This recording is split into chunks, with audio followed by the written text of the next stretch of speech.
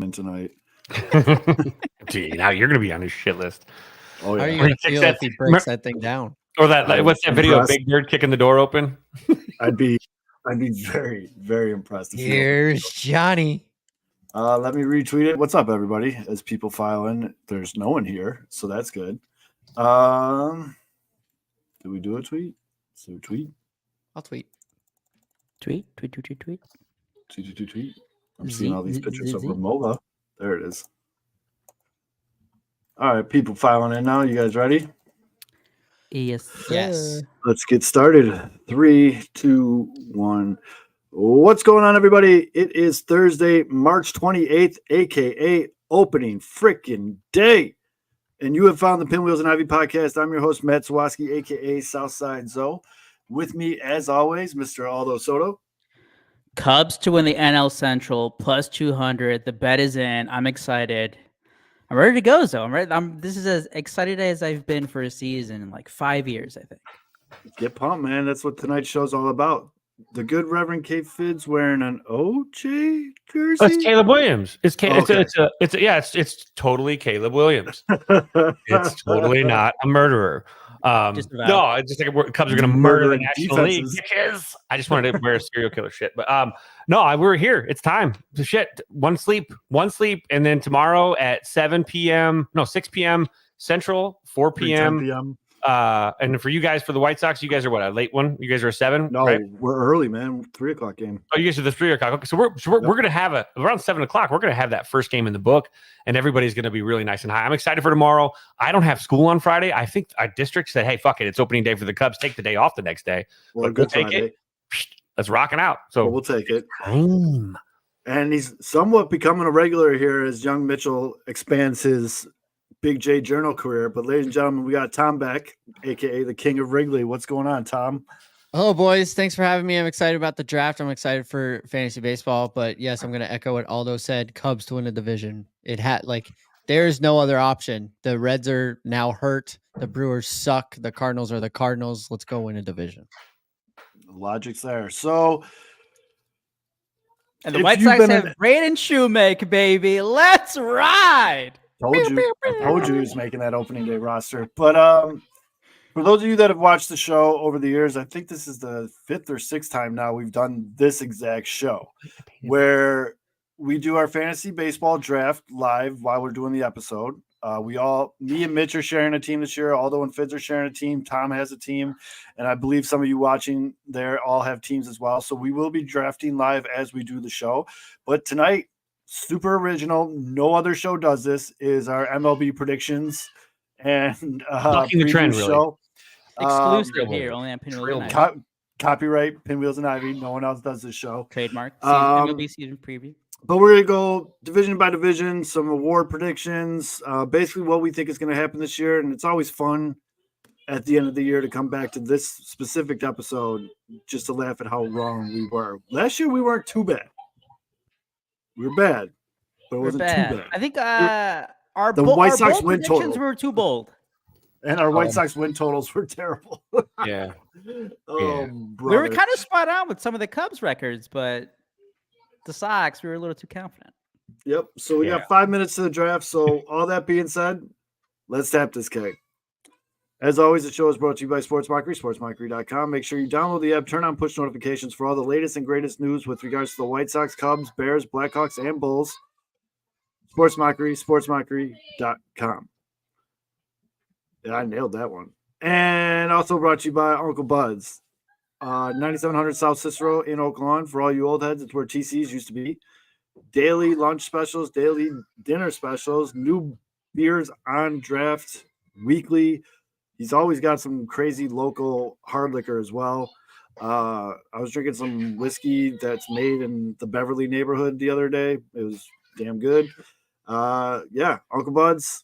And as some of our friends in the comment section can vouch, the DoorDash is equally as good. The food is good. Get over there to Uncle Bud's.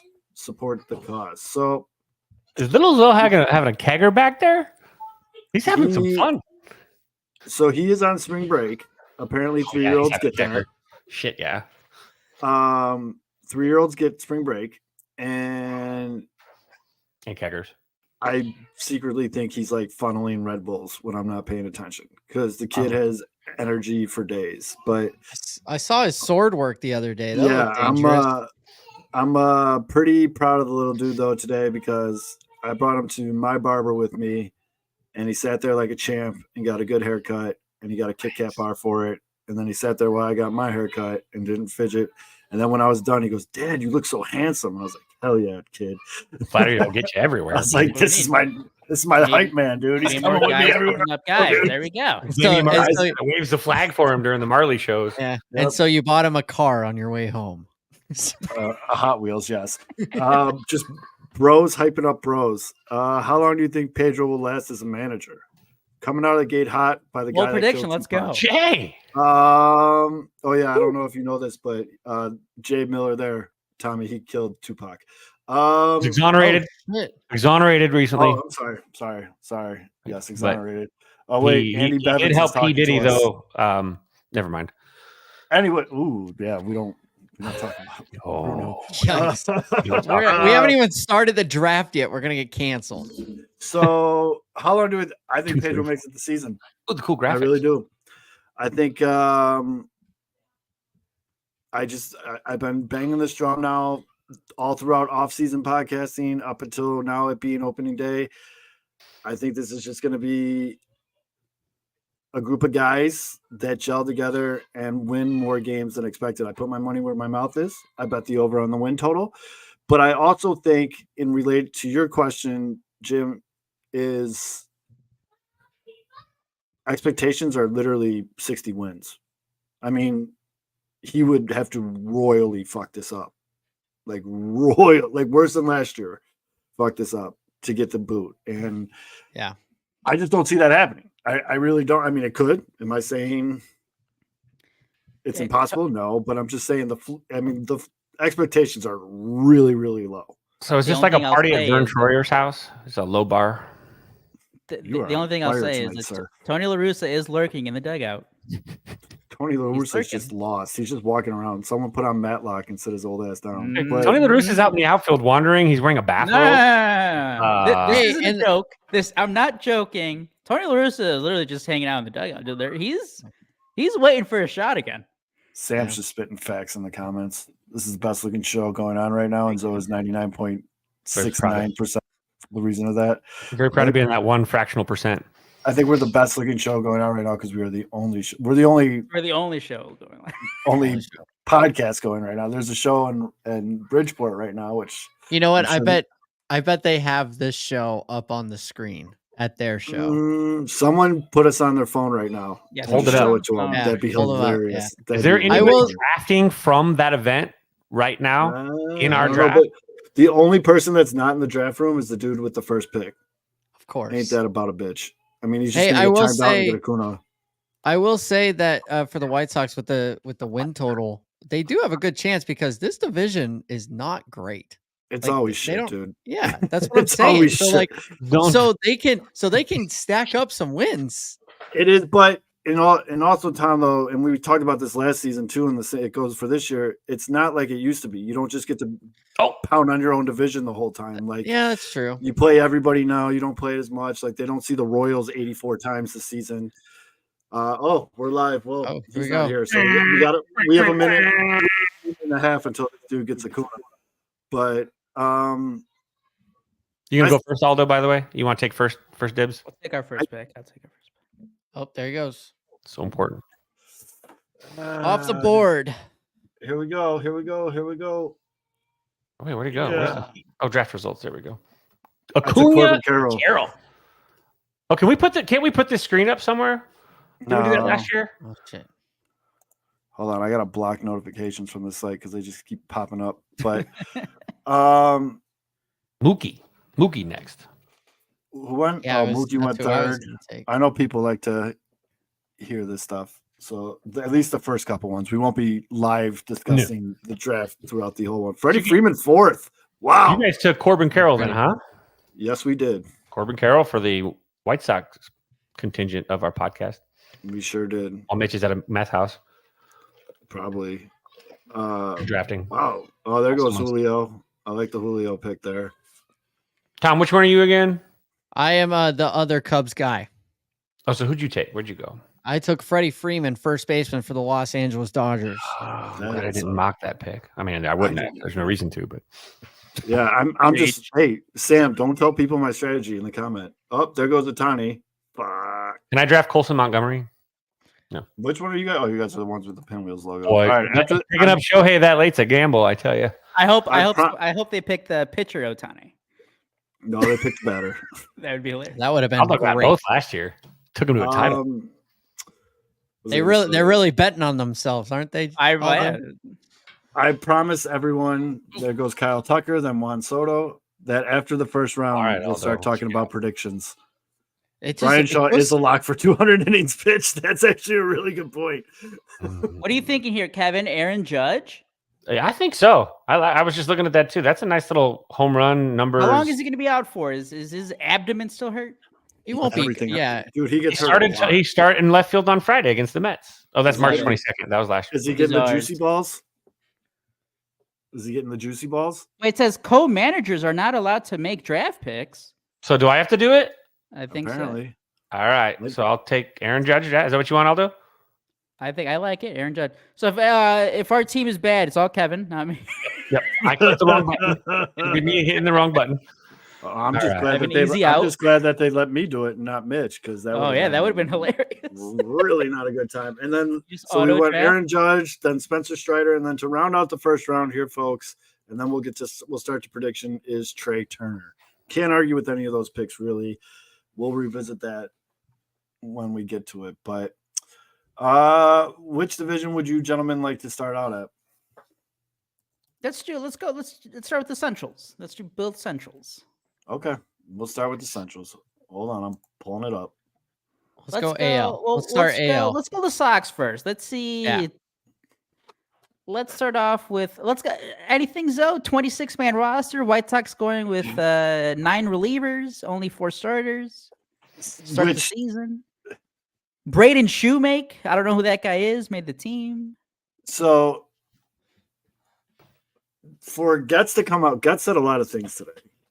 And one of the things he came out, and him and Pedro were like mimicking each other with this, but for him to come out and say, we don't need to make our 5th starter decision until next Friday because we have the off day.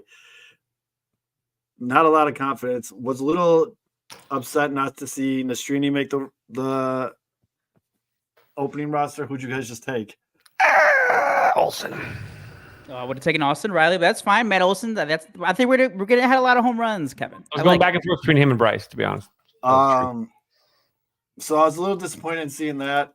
Nastrini not making it. Love seeing Corey Lee in the catcher slot. I know it's only because of injury, but he actually hit in spring training. And I mean, that was his knock last year, is that he couldn't fucking water in the ocean. But he's swinging. It's actually nice not looking at who's being drafted, so I don't get mad like when someone steals my pick. I can see Tom over there going, fuck. Yeah, I got one. I had one. Just tell me your next one too, by the way, Aldo. Very interested to see. I'm glad Jordan Leisure made the roster. I think that kid definitely earned a spot. The way he pitched, he could easily be the closer for this team. Interesting to see Kevin Pillar on that list. And then, yeah, I guess the other one that everyone's Shoemake is going to be he's your designated runner. He can run. That's basically what you got there. So, well, I mean, if your boy, which I'm going to keep pushing on you. If your boy Nicky Lopez falters, Shoemake, right? Yeah, but like he's the backup infielder. If anybody who watches this show knows, I base a lot of my evaluation on how I play with the player in MLB The Show. And MLB The Show 24 came out about a week or so ago. Nicky Lopez fucking rakes in that game. And he's a diamond defender. So I knew it little by little. I'm starting to get on the Nicky Lopez train. He just hits base hits up the middle all day because he has no power. So he has base hits up the middle. But I mean, it is what it is. And I've said it once and I'll say it 100 times on the show. I'm not gonna just not care about the team. Like, they're my team, dude. Like, I'm gonna get excited. It's opening day. Everybody's undefeated. Everybody's got a shot. So yeah, I mean, hell yeah. So it is And what like it that's is. the thing. I think it is a little different from the last rebuild, where like last rebuild started like middle of 2016. You trade most of the guys in the winter, and then you get back to competing until 2020. So that was what 3-4 years. This time around, you're gonna have a lot of guys that are gonna come up through the year that you should be competing within 2 years. And especially we talk about the AL Central's a weak division. There's no powerhouse team. There's no team that's gonna outspend like everyone in the league. So you have a chance to get back into the competitive window quicker. And there are a whole bunch of young guys coming up that are either already on the team opening day roster or are going to be. Like Colson Montgomery, he should probably be up in a few months, maybe if he comes out hot at AAA. Nick Nastrini, he's going to be in the rotation eventually. You have Garrett Crochet, your opening day starter. That should be somewhat exciting because you just have no idea what that's going to look like. But what if he's actually really good? You're like, holy shit, that came out of nowhere. We weren't expecting that. So there's like a whole bunch of pieces already in place. It's just you obviously have to see it. And when you have a bunch of guys that are either playing for their career or playing to make a name for themselves, and there's literally no pressure on this team whatsoever. There's none. The over-under, again, is what, like 60, 61? I was going to ask you, what did you get them at? Like, was it like 63? I'd have to look. But literally everyone in the world thinks you're going to suck. Like, there's two people in this, like, universe right now that think the White Sox have a chance to be good, and that's Getz and Pedro. And I just looked at it. FanDuel has it at 61.5. I'll tell you right now what I got it at. Hold on. Well, Kevin and Tom, what would you do? Would you do over or the under? 61.5 wins for the White Sox. I took the over. I took the over at 63.5. Yeah. It depends on if Luis Robert or Eloy are on the move at the deadline. They won't trade Robert. I think if they lose one of them, it would be close, but I think I would still take the over on the wins. They won't trade Robert just because of his long-term super team-friendly contract, and they need someone to get butts in the seats because, folks, I'm going to tell you right now, plenty of good tickets still available if you want to go to opening day tomorrow. Yeah. Oh, do you want to shout out our winner? We did pick a winner for the opening day tickets. Yeah. Our boy Andy, who is usually in the comments. I'm going to guess he's at the 108 show tonight, but Andy was pumped to win the tickets. Love giving the tickets to somebody that's going to use them and is super excited to go. When you told me that was the name that was picked, I was pretty pumped about that. That was awesome because he was pumped. And then he sent me nudes. He was so excited. That was really sweet. Although, actually, do you want to break down how the free agent contest finished out? Because I know it came down to the wire. Yeah. So if you're looking on YouTube, the contest winner was at the email was tspice1403. I did email you. Check your email if you're listening. If not, hopefully you get back to us as soon as possible. Didn't it come down to the last deal? It came down to the very last deal. Jordan Montgomery, last top 20 free agent to sign. First place had 78 points. No. The guy who won had 78 points. The guy who was leading had 83 points. So 5-point difference. The most points you can get for one player was 15. You get 7 points if you pick the right team, 3 points if you nail the contract length, and then 5 more points if you nail the exact money. This guy picked the Arizona Diamondbacks for Jordan Montgomery, got him the 7 points. He ended up winning by 2 points. And it was very close because like they both had like who was that? What was the email? I hate to interrupt you. It's our pick. Let's go with Bo Bichette. God damn it. No, I'm not getting picked for another 20 picks, so I wasn't going to be anyways. But anyways, we need a high average guy. Who was the guy that lost because of the last deal. Do you remember that email? Let's see. Who came in second, I guess. Came in second. What was his name? Let's see. If you are listening, this is who came in second. I put in the chat. C. Michael 44 at AOL.com. Good for you, C. Michael. Drew, I don't know. We'll look through the thing. Drew, I'll tell you. Actually, Drew, I can look at your score right now. Drew, you finished. Let's see, Drew. Let's go over. Drew, you had 50 points, so you were like middle of the pack. Not bad. Middle of the pack. Middle of the pack. Also, not bad. Not Drew, the worst. thank you for. I saw your super chat earlier, and thank you for this super chat. He says, "Tom is my mortal enemy for taking Luis Robert Jr. one pick before me."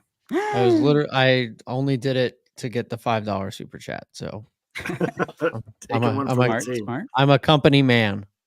Company man. I like it. But so yeah, that was awesome. Thank you for everybody that got into that. Appreciate it. Kind of crazy that it came down to that last deal, and even crazier that homeboy had George Kirby. Kirby, is it our turn? It's too late. No, fuck. Well, wait, nobody picked George Kirby. Nobody heard that. Fuck.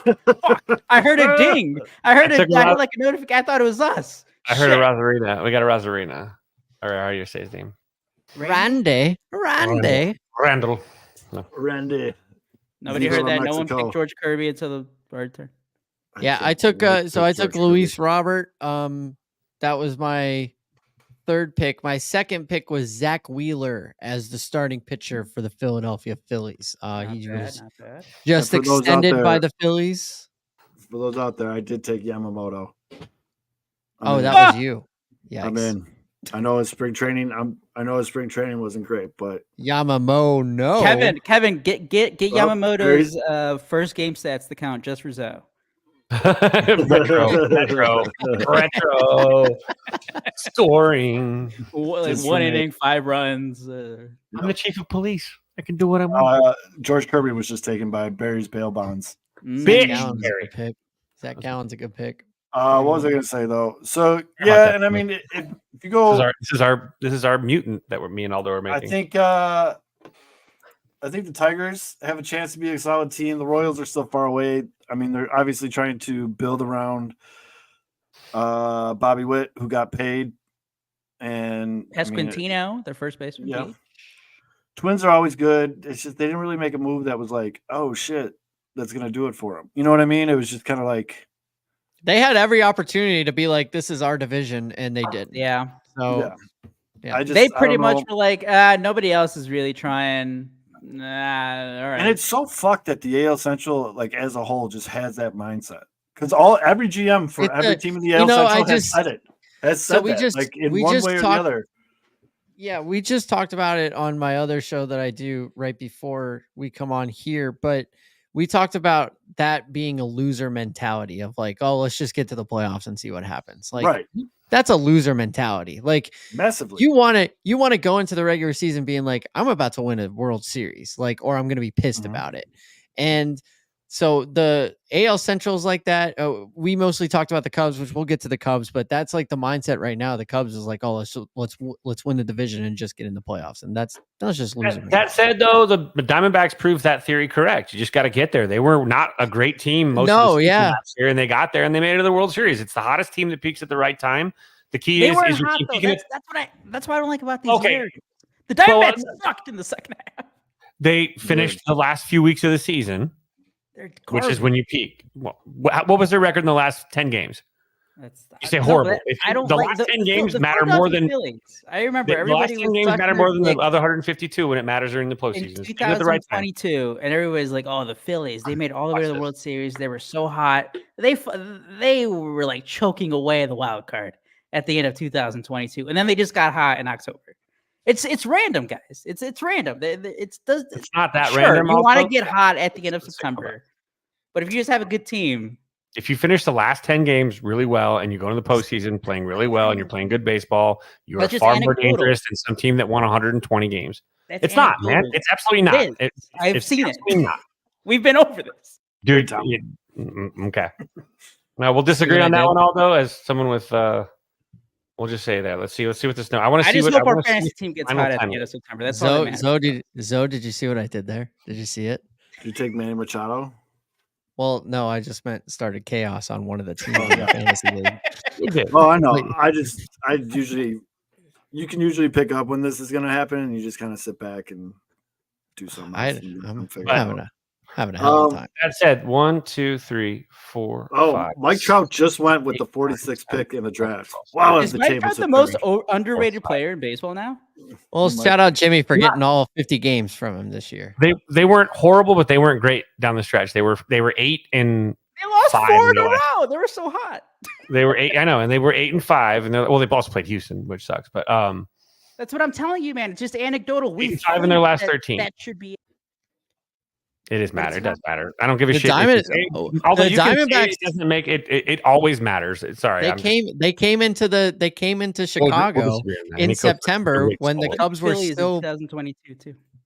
When the Cubs were still in the race, Arizona came to Wrigley and just shut them up very quick, and that was the beginning of the swept them in Arizona. Yep. Also, when did the Diamondbacks clinch the spot? What day was it that they clinched it? It was like Sunday, Saturday. They clinched losing. Yeah, my point is how far deep. You're still wrong, Aldo, though. Like literally 99.9% coaches will tell you you're ridiculous with that. So that's fine. If you have a problem, call 1-800-GAMBLER. I need to call Shohei to get better picks. Or was it Shohei's interpreter? I gotta take him because he's the homie. So do you guys think it's the Twins? Twins take the AL Central? They could. I mean, I can make an argument for pretty much every team besides the Royals.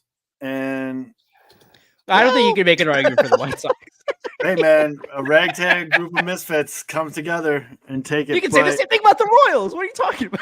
All right, everybody let's go around the table and say what we'll do if the White Sox win the division. Who wants to go first? Some dude commented under them that I'll get a P&I tattoo on my somewhere. With the 40-man roster. If the White Sox go to the playoffs, I will get a Pinwheels and Ivy tattoo. Some dude tweeted out under the 40-man roster tweet that if the White Sox win the division, he'll get this exact tweet tattooed on his ass. That's solid. That's awesome. But I do want to get to this because I agree with Dom in the comments there. I do think Royce Lewis is primed to have a pretty good year for Minnesota. He had a really good end of the year, really good playoffs. For some reason, just kept hitting grand slams, which was fucking annoying. But he has the same problem that the White Sox stars have had. He just can't stay on the field. Right. Yep. Thanks, Jeff. Yeah, I mean that's pretty. Oh, sorry. There goes Cody. Just want to know how 8 and 3 is considered cold going into the playoffs, but he's not going to let it go. I'm not going to let it go. 8 and 3 with the last 4. They're on fire. They also had just finished 1, 2, 3, 4, 5, 6, 7. What, an 8-game winning streak? And then they lost 3 and then won the last one. So yeah, I mean, you could pick and choose too. I can do the same thing. That's why I went with 8 and 3. 11 is the key number. So that's the AL Central. Loss, win, loss, win, win, loss, win, win, win. An extremely just annoying division because, again, every GM or owner in that division has used the excuse, well, it's just not a good division, as a reason why they're not going out and paying top-tier free agents or making big trades. And as someone who's a diehard fan of a team of said division, it just sucks, dude. It really sucks. And I know who you are, Jeff. And yeah, I mean, I'm glad that the schedule is not like it used to be, where I just had to watch 80 games versus the Royals and Tigers, who both suck too, because it's just bad baseball. So at least now I get to see, the whole league, but it'd just be nice if one of them just finally just stepped up and was like, fuck it, and just flopped it on the table, unzipped their pants and just flopped it on the table and was like, here we go. I'm taking this division. It's there. Let's go. And I know it's not going to be Jerry. So, but even if it was any of these other owners, it just blows my mind. If you're sitting there and you're Minnesota and you're not going out and making significant offers to a Cody Bellinger or some of the other big free agents out there. Like, what are you doing? I think they had whatever TV TV issue contract stuff going on too, so they were using that as a crutch to not such spend. bullshit.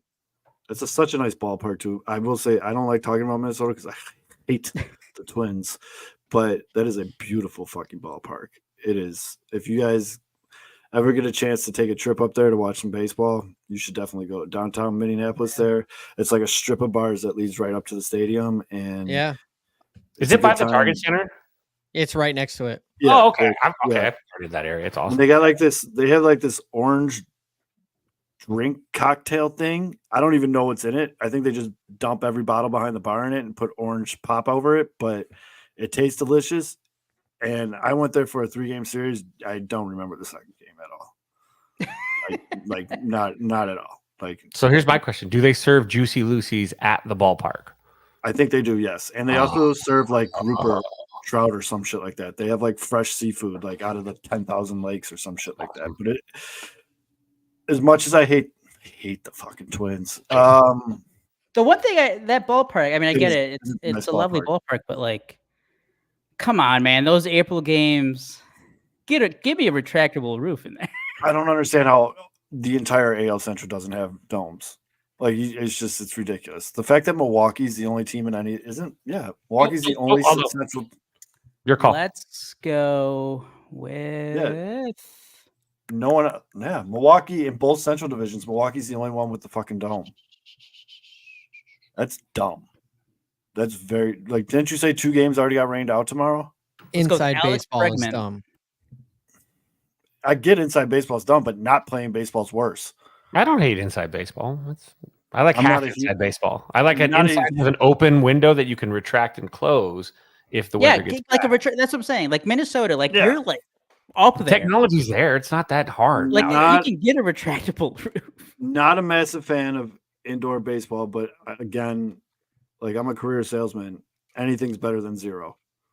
So not to bring it up, but the way the Vegas stadium is built, for example, if it rains, the rain will not land on the field, but it's still a giant open. The entire beyond the outfield is wide open, so it's open and it's not, if in a weird way. But they have this lighting from the ceiling that it looks like it's clear as day. It's a blue sky. You see right through it, just like they have at the Raiders Stadium. It's this really cool panel thing that allows all this natural lighting. Pick Alex Bregman. Got 15 seconds. What is it? Who? 13. Alex 12, Bregman. 11. 10. Pressure. 9. Pressure. It didn't take it. Pressure. Alex Bregman. I have 6, that on there. I wrote 5, it. Enjoy Edwin Diaz. 3, 2, 1. Hopefully he doesn't die. You got Edwin Diaz. God dang it. He doesn't die. I typed in Bregman and it wouldn't bring up his name. Aren't you on the player page? I believe Bregman has already been taken. That's probably why I didn't show up. Edwin Diaz is fine as long as he doesn't get hurt again. He's fine. The Mets are surely gonna. Maybe if you guys didn't waste your time fighting about the Diamondbacks playoff run, you would have had a plan. Tommy, listen to this. Hold on. Bobby Miller. Oh, by the way, bold prediction: Diamondbacks aren't even going to make the playoffs this year. Still got them. We just played it slow. We're not. I was trying to make gromping noise until that person drafted and didn't. We're not. So I think our consensus: AL Central. Who's going to win it? I don't know. Pretty much. Detroit. Sure. I would still pick the Twins. I'm gonna go with Detroit. I feel like Detroit. They got a lot of young guys that underperform. Javi Baez, middle of the order. Holy shit, was he bad in spring? They might send him down. 3 more years. They might send him down. There's no way they'll send him down. Not at $30 million a year. They'll cut him before they send him down. Yeah, they'll just release him. That's so much dead money. Who's the guy that's happened? Did Pablo Sandoval? Did he just get cut right away from Boston after his big deal when he got? I believe so because he showed up 300 pounds. Yeah. By the way, he is literally in the best shape of his career right now. Playing for the Giants. No, he's playing for the Giants. Yes. Oh, he made the team? Yeah, they brought him into the game. I don't know if he made the team, but they brought him into the game last night. Like a ceremonial thing. He did the hat tip and everything. But no, he is literally in the best shape of his career right now that it's ending. Dude, he got paid and ate that contract. Ate it and showed up, and the bottom of his gut was hanging out of his spring training jersey. He pulled it was so bad. He pulled Roberto Duran after the Boston fans hate him. If you want to piss off a Red Sox fan, bring him up.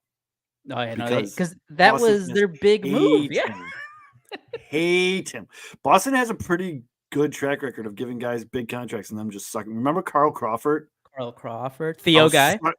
I was a massive Carl Crawford fan when he was down in Tampa Bay. Love Carl. He was so good in MVP baseball. Again, I've been picking guys off of baseball video games for a long time. He was so good in that game. And then he went to Boston on like a massive deal, and he just sucked. He was so bad in Boston, dude. Oh, I felt terrible. Not really, because whatever. But were they the ones who also signed David Price? Yeah, they were on the Price tour. Yep, and then I think they traded both, obviously separate trades. They just traded away Carl Crawford as a throwing guy for Adrian Gonzalez, I think, with the Dodgers. Something like that, yeah. And then I think they did the same thing when they traded David Price as an add-on guy, just to dump his salary somewhere. It's about right. All sounds right. Now, see, even the smartest guys in the league, they make mistakes. Yep. That's just wild. It's just, I don't know. Him and Pablo was like, what happened? Pablo you get, because Pablo was always like a bigger guy. So it's like, okay, that could have happened. Well, he was coming off the World Series, I'm pretty sure. Yeah, Carl Crawford. He just like forgot how to play baseball. And it was like, what is going on with you right now, dude? One quick thing about sticking with the AL Central here and the White Sox, I do want to say. I hope listen, he's dealing with the mid-back discomfort. It's better to be in the lineup for Thursday. Who's hurt? Missing a third straight Grateful League contest, but seems to be holding out as a matter of caution. Fuck it, I'm going to take him. Don't do it, Zoe. It's a trap. He's not going to play. Brian Reynolds? Hey, he's Giddy up. I hope Mitch likes all the players I like, because I'm just taking guys now. I'm just taking guys I like. I'm 100% just drafting guys. So you're Chris Collinsworth. Now here's a guy. Here's a guy that I love. I'm taking guys, but AL Central sucks. I'm glad we got it out of the way right away, just because who does now? I mean, what we can go to the NL Central, not much better, but at least the talent pool is better. I would say overall. I would say the talent pool is better. Who do I want to pick right now? Aldo, you go first. I mean, we talked about we hit on our expectations last week for the season. And it's the same. The expectation would be Cubs in the division. It's crazy to me that the Cardinals are the betting favorites right now. At least on FanDuel. I think they're ahead of the Cubs to win the division. I think on DraftKings they're pretty close. Last I saw it was tied. Hold on, I'm pulling it up right now. But if you look at like FanGraphs, they do their playoff odds and like their standings predictions or projections. And like we said, like these divisions aren't that good. I think it's like they have the Cardinals projected like at 83, 84 wins. And the Cubs are like at 82, 83. And then like last place is like 77 wins. So like they're all within like 6 or 7 wins, which I guess is good because like, hey, like no one's going to run away with it, right? But also bad because like all these teams stink, and that kind of include not stink, but it's like there's no powerhouse in the division. I do think that some of the projection models just don't like the Cubs' rotation because Shota Imanaga is new. Like no one knows what he's going to be, right? Like on DraftKings, the Cubs are the favorite. They're plus 185. The Cardinals are plus 190. Oh, there you go. They're almost neck and neck there. Mm-hmm. And like Justin Steele projection models, they don't like him because he's not a huge strikeout guy. But as we saw last year, he can still be a really damn good pitcher. The rotation depth, maybe we can get into the move talking about Jordan Montgomery. I know we talked about it a little last night, guys. They could have made that deal, and that would have been like hell yeah. Like there was no risk a year adding another starting pitcher for a year with an option. 2 years, $50 million.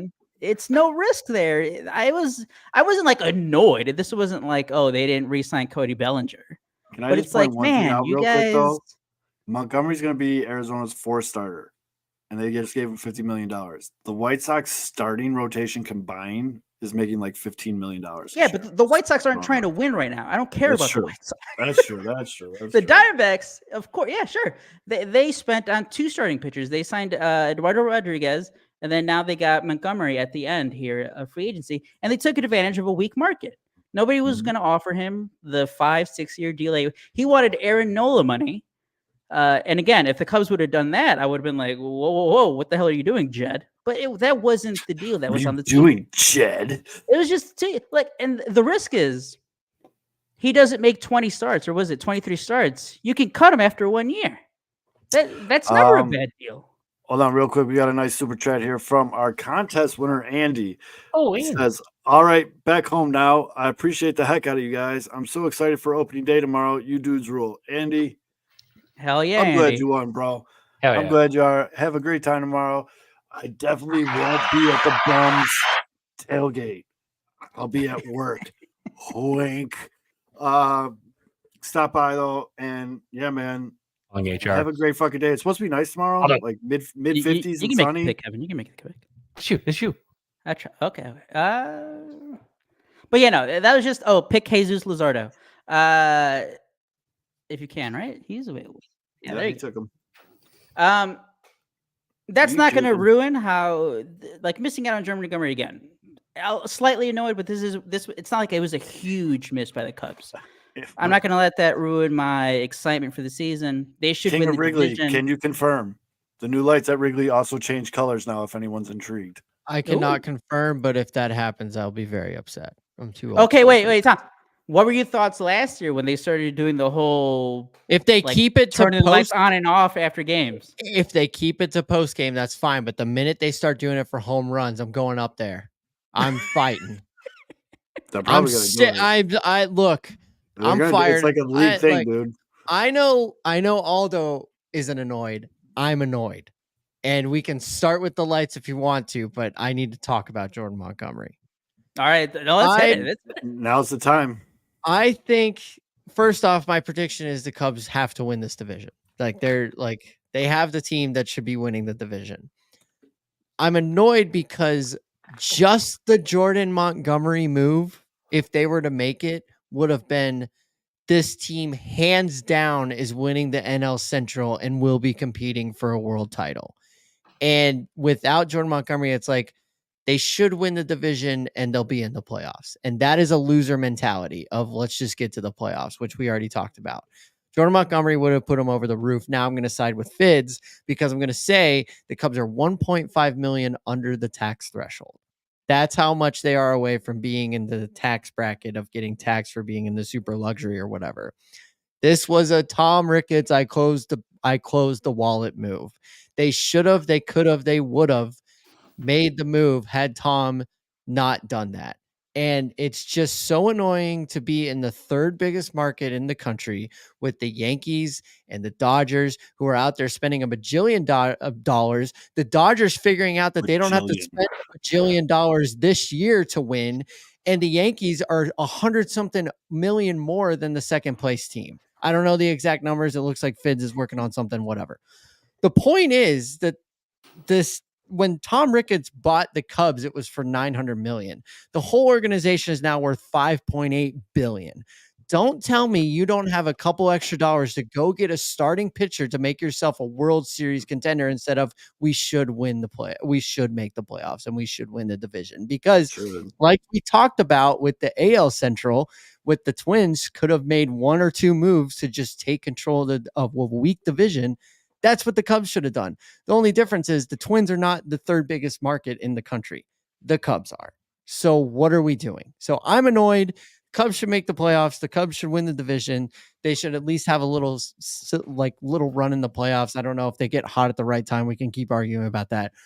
But if you look at the 74, no, if you look at the last World Series champions, besides the 2023 Rangers, they were 8-4. The Astros in 2023 were 7-3. I regret bringing it up. I regret bringing it up. 11-1. Red Sox were 5-5. Astros 8-2, and then Cubs 10-3-1. What have I done? What have I done? All the World Series champions finished fucking. The point is, listen, Fids, I'm on your side here. I'm saying that your boy Rick Pants closed his wallet and didn't want to spend anymore. And that could be the difference between the Cubs just making the playoffs and winning a title. And that bothers me because I'm out here with a half season plan that costs a lot of money when the Diamondbacks, who made the World Series last year, are selling $400 tickets that gets them into all 81 home games for $400. You can go to all 81 Arizona Diamondback home games.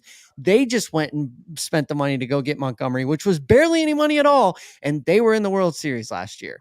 So why aren't the Cubs doing stuff like this with their bajillion dollars? Because that's where I'm at. Ricketts isn't willing to go all the way. He's not willing to go all the way to win. He doesn't have. Look, if you put Cohen in the same season he's at right now, like you give Cohen in New York, Jed, or some sort of GM with like some sort of like brain, because obviously trading away PCA for Javi for half a year is big brain. But you have someone that actually will go just like the Dodgers. I mean, they don't get. I mean, yeah, they've got one World Series in the 2020 season, which was whatever, but they go after it. And you know what that means for a fan base? It means you give a shit. It tells your fan base, I'm willing to spend so much. I still haven't bought anything Cubs. I don't spend when the Cubs don't spend. And when you go out there and you show us that you give a shit, that you want to, at all costs, you're going to try and win. That makes a fan base willing to just throw dollars. But here's the thing. This is only half of my argument is spending the money. Here's my other half of the argument. They're overcorrecting for what they did and didn't do the whole free agency before, because they didn't give themselves the maneuvering room that they wanted to go and re-sign Chris Bryant, Javi Baez, Anthony Rizzo, whatever. Now we know that was the correct decision, right? We know that we definitely shouldn't have given Javi Baez any of our money. Kyle Schwarber, it was a good decision at the time. Now, whatever, it could go either way. Chris Bryant, either way, there's a lot more to that bone than just whatever. And then Anthony Rizzo, maybe. But they were overcorrecting of like, we need to save money for what's coming up so we can pay them. One. And then two, they didn't want to do another Jason Hayward thing where they pay a guy a lot of money who doesn't do anything. So they're scared to spend the money, and they want to keep some in the tank in case these young guys are really good and they want to keep them for forever. But the chances of that happening are minimum because the Cubs don't do that. They want to cheap out and do the last few years. If the way that Jed Hoyer has operated free agent, it's only taught me one thing. It's that going back to that Jason Hayward contract, they're scared. But it was the years after. It was that 2018, 2019 offseason when everyone knew. Theo Epstein said it after the season ended. We need to make changes. And then a month later, free agency opened up, and the Cubs spent on Daniel Descalso. Why? Because once again, Ricketts closed the checkbook, and he's like, "I don't know, guys. You're already spending $200 million. But there's some pretty good free agents available in that offseason. Yes, guys. There have been so many guys in the last 2 or 3 off seasons that could have helped. And I understand not doing it after 2022. Obviously, you're not ready to win. But right now, you're ready to win. And you can say like, but we have so much pitching in the pipeline, so we're going to be ready to go. Why don't you just get Jordan Montgomery for the 1 or 2 years now? And then when you don't need him anymore, then go make somebody else pay for him and then take what you have now. Because Cade Horton's going to be ready. Ben Bowden's going to be ready. All these guys are going to be ready. It's just, you could have had Blake Snell for $30 million. Could have had Blake Snell. Yes, they if you're telling me, it's your pick, Tom. Don't miss out. Oh, sorry. You might accidentally draft a kicker. Oh, it's just like having distracted. It bothers me because now that I am like a season ticket holder and I'm spending all this money, like it just bothers me because I want to see a World Series. Like I want to see it. Right. And this team, if you add pitching, you're in the conversation, but we're just not in the conversation. We're just trying to make the playoffs. It will always be knowing that this ownership group is just never going to go. They're never going to be all in. They're always going to fall back. Like they'll make moves. They'll make a couple of great moves, but like when you need it, when you need to go over the top, the Ricketts are just not going to do it, and it sucks. Yeah, it does suck.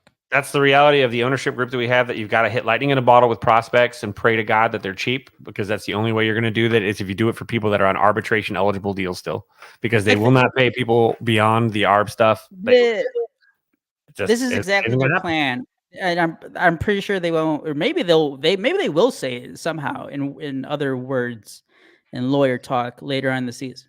But I'm pretty sure their plan was, it's like, all right, We got to this point. We're not going to go over the luxury tax. Pitching wise, if we get into trouble, we're going to count on Ben Brown. We're going to count on Cade Horton. That's what they're relying on. Yep. They're like, we would rather take the risk. We would rather take the risk of these prospects that we don't have to pay and them filling out the rotation than spending more money. And remember, Kevin, how Chase, when Chase has come on and he's talked about teams not willing to pay the veteran guy a couple $1 million, even if they only get 75% of the production from like a minor leaguer. It's the same stuff, but at a bigger level. Yeah, it's not the old, wish in one hand and shit in the other and see which one fills up first. This is entirely an economic decision that they're making. And if they catch lightning in a bottle, they were genius because they trusted the prospects. And when it doesn't work out, they'll tell you again, prospect pervs will, grab the lotion for the next offseason. Oh my God, PCA now. Oh my. But it's just like the argument should be over with. Like, you are the third biggest market in the country, and the other two are doing everything they can to win. That should be the end of the argument. But we keep making these excuses of like, well, if these prospects work out, like, what are the odds that every single prospect is going to work out and lead the Cubs to a championship? What are the odds of that? But what are the odds of them making a deep playoff run by paying Jordan Montgomery like 15-20 million this year to go do it? Like, what are the odds between betting on exclamation points or periods as opposed to question marks? Across the board, I'd rather deal with an exclamation point or a period over question marks anytime that you're in a season where specifically you're primed for a run. Now, question marks can pop up. It's great stories when young players pop up mid-season and start performing. But if you're banking on that, you're banking on a pipe dream. You got magic beans. You're catching, like the Cubs did a little bit last year, catching lightning in a bottle, multiple lightnings in multiple bottles. We have actual baseball to talk about, Brian. That's why. You should have the have that going. You should understand that you have sure things, established players, and then allow those young pups to come. Which is again why I love the Garrett Cooper move. Bush doesn't have to do anything other than be a rookie because Cooper will be there if he's struggling our pick is a few days, and Cooper can roll in and kind of take that pressure off. Some of the Cubs right. Yeah. Okay. Flag out there. Timeout, guys. We got to pick Sean Murphy. Pick Sean Murphy. Pick Sean Murphy. We got the whole league to go through, fellas. Yeah. Well, I was gonna wrap up my complaint and actually talk about who's on the team now, because I do like. It is nice to know, like, as much as I just bitched, like if somebody's gonna get hurt at some point, like that's just how it goes. Somebody's gonna get hurt at this point in the season, and the Cubs are in a very good spot to where they do have the depth in the minor leagues to pull up and fill in that spot. Like if Cody Bellinger were to go down, PCA's there, Owen Casey's there, Alex Canario's there. Like there are options. So I like where we're at. I like Christopher Morel's going to get a shot at third base. I don't expect it to go super well. And I think Matt Shaw can fill that void, but I don't think we're going to see him as soon as I would like to. But yes, the Cubs should win this division. And then I do think that the Pirates will be better. I think that the Reds will be better when they get healthy. I don't think the Cardinals are going to be as good as everybody's saying, and I think Milwaukee's going to suck. When do I tell you guys I think the Reds are going to win the division? You can keep your mouth shut. With the entire shut. hurt team? Okay. There's one guy hurt. No. One guy in a picture. They got their three best players not playing. What do you want to put on it, Fids? What do you want to put on the Reds winning the division down there, Fids? Lodolo's hurt and McLean's hurt. What do you want to put on them winning the division? Out for the season, maybe. They got that one Marte prospect suspended 8 games. Well, that's a prospect. We're not. No, he was going to start. He was already in the business. I want to know what we're putting on the Reds to win the division. What are we putting on the Reds to win the division? The Reds are at plus 350. The Cubs are plus 185. They are the. I'm not even saying the Cubs win the division. Like you said, the Reds winning the division. Yep, I like the Reds. What is the Reds last year too? What does that bet look like? Like what you and me? What are we betting that the Reds win the division? Don't even try with tattoos. We've learned this. Wait a minute. So I have the Reds, and you have the other. 14. I don't have any. No. I don't have anybody. You said the Reds are going to win the division. Yeah, no. So not the Reds. So you have the other 4 teams. Correct. So I need odds. You have 4 teams. I have 1. I need odds. No, Tom. Just you I'm just saying. I think you're very wrong. The Reds are not going to win the division. I think the Pirates might even be better than the Reds. Pirates are good. They're going to just do that bet. Do that bet. Who finishes with a better record, Pirates or Reds? All right, that's fine. Now we're talking more even odds. So I'll throw 100 on it. I'll go hundo. That's a bet. Talking candies, no money related. Stay off our ass, IRS. Yeah. Where that Pinwheels and Ivy test is going to go on when the White Sox win the division. We'll call that a case of old styles. There, Zoe. I do like the Pirates. Is that kid starting with the Pirates? Did he make their opening day roster? The pitcher that they drafted 1 overall. We're not helping you. Skeens. Yeah, I don't think he's starting up, but he'll be very close. His arm fell off. He was real old. It's my pick. No, it's not. He has a goddamn cannon. That kid is something special. I didn't know the Pirates had Chapman. How does he keep getting jobs? Wherever he goes, they win. He's a 2-time World Series champion. I guess. No, homeboy didn't make the opening day roster. He'll be up. Paul Skeens. Drew. Tom, did you see Drew's bet too? No. Oh yeah, Drew has the Reds. So Drew says, put a 6-pack on the 6-pack. Okay. Wait, is it a 6-pack of beer? Because or abs. I love beer. Will you pay for me to get lipo for my abs? No, I just want Old Styles. Which, by the way, I should be getting the Old Style sponsorships. It'd be nice if I could buy Old Style and Malort out here. Neither one are in the. You can't get Old Style in Vegas. I have to drive to fucking Arizona. It's terrible. Really? I'll go there and there's reasons to go. Not anymore. Bluebell finally came to Vegas, but Old Style is not here yet. But it used to go to State Line with a cooler, get some Old Style and some Bluebell ice cream. So I said that I was going to send you some Old Style and never did. Or not Zoe, Fitz. Sorry. Malort. Malort, that's right. Yeah, I was supposed to send you. I want to make a fun Reds bet. Mm-hmm. What player on the Cubs do you want to match up Ellie De La Cruz? Ooh. I said that on the show. Ellie was a lot more hype than he was production. Damn. All right.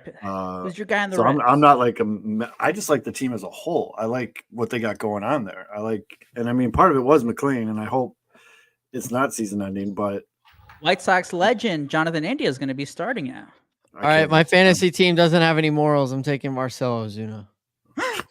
Karma in a game of love. I don't hate. Obviously, the Reds are the hot team because they have a whole bunch of young talent. But man, they're hurt. They're hurt. Yeah, they are hurting. I mean, it is. I fully am aware of their current situation. So I do have to say they didn't make any splashy pitching moves, but their starting rotation should be better. Yes, and I still like Diaz's brother in the bullpen. I think they're all right. I think the kids will be all right, but we'll see. So we got 3 Cubs, 1 Reds. And let's go to the East. AL. All right, East. You want to go AL or NL? What's your hot take? I got a hot take for both. All right, go NL first. We'll stay in the NL. NL? I'm going to say it. The Phillies are going to win that division, not the Braves. Oh. I am super high on the Philadelphia Phillies. Or just high. It's fine. Odds-wise, the NL East is Braves minus 240. Hold on, I got to pick real quick. Minus 240. I mean, oh my God. Dang. Well, anything other than the Braves, right? That's a good bet. Jeez. That's worth the action. That is. It is.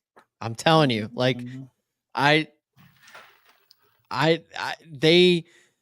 had 2 things on their checklist, right? When they went into the offseason was re-sign Aaron Nola and get some help on the bench. And they did both of those things. So here's the odds. Sorry, I got cut off because I had to make the pick. So NL East, Braves minus 240, Phillies plus 310, Mets plus 1200, Marlins plus 1700, Nationals plus 10,000. What was the Phillies? Plus 310. I mean, that's 3 to 1 odds for that. Yeah, yep. That's not bad at all. I feel so good about the Phillies. I don't know what it is. It's weird, but I feel good about the Phillies. I mean, they just. I get it. That's how I am with the Reds. I just get it, and the Phillies aren't a bad team to like. They just have. Yeah. I mean, yeah. So they needed to re-sign. Oh shit! It's my turn. They needed to They needed to re-sign Aaron Nola, check. And then they needed more help off the bench. Whit Merrifield, check. And then they extended Zach Wheeler. Like they're saying, hey, we're going to go win we want to go win in the next 3 to 4 years with that extension. So they feel really good about their team. I feel really good about them. I think Trey Turner's figured it out. I think Bryce Harper at first is the perfect move. I just love where the Phillies are. I think they win the division. I don't like it. I like it. I like that pick. I mean, great value. Great value pick. And with the Nola thing, he's always been the guy who teeters around like having a great season, just kind of being okay. If he gets everything under control, him and Wheeler at the top of that rotation could be very dangerous. Yeah. Yeah. And it goes deeper than that. Like, and they were in the mix for Montgomery too. So it's like they know that they're good. They're ready to go. Are they still gonna have Schwarber playing left field though? Or who's playing left for him? Or is it still Schwarber? I think it is still Schwarbs. That's the one thing I don't like. Well, Schwarbs is either a home run or a strikeout too. So. That's fine though. I'd still take Kyle Schwarber. I'd still take his strikeouts. He gets 40 home runs every fucking season. Hold up. This is past lineups, I guess. But what is this? That's not correct. Wait. What? Don't make me take Jordan Walker. I hate Jordan Walker. So don't take him.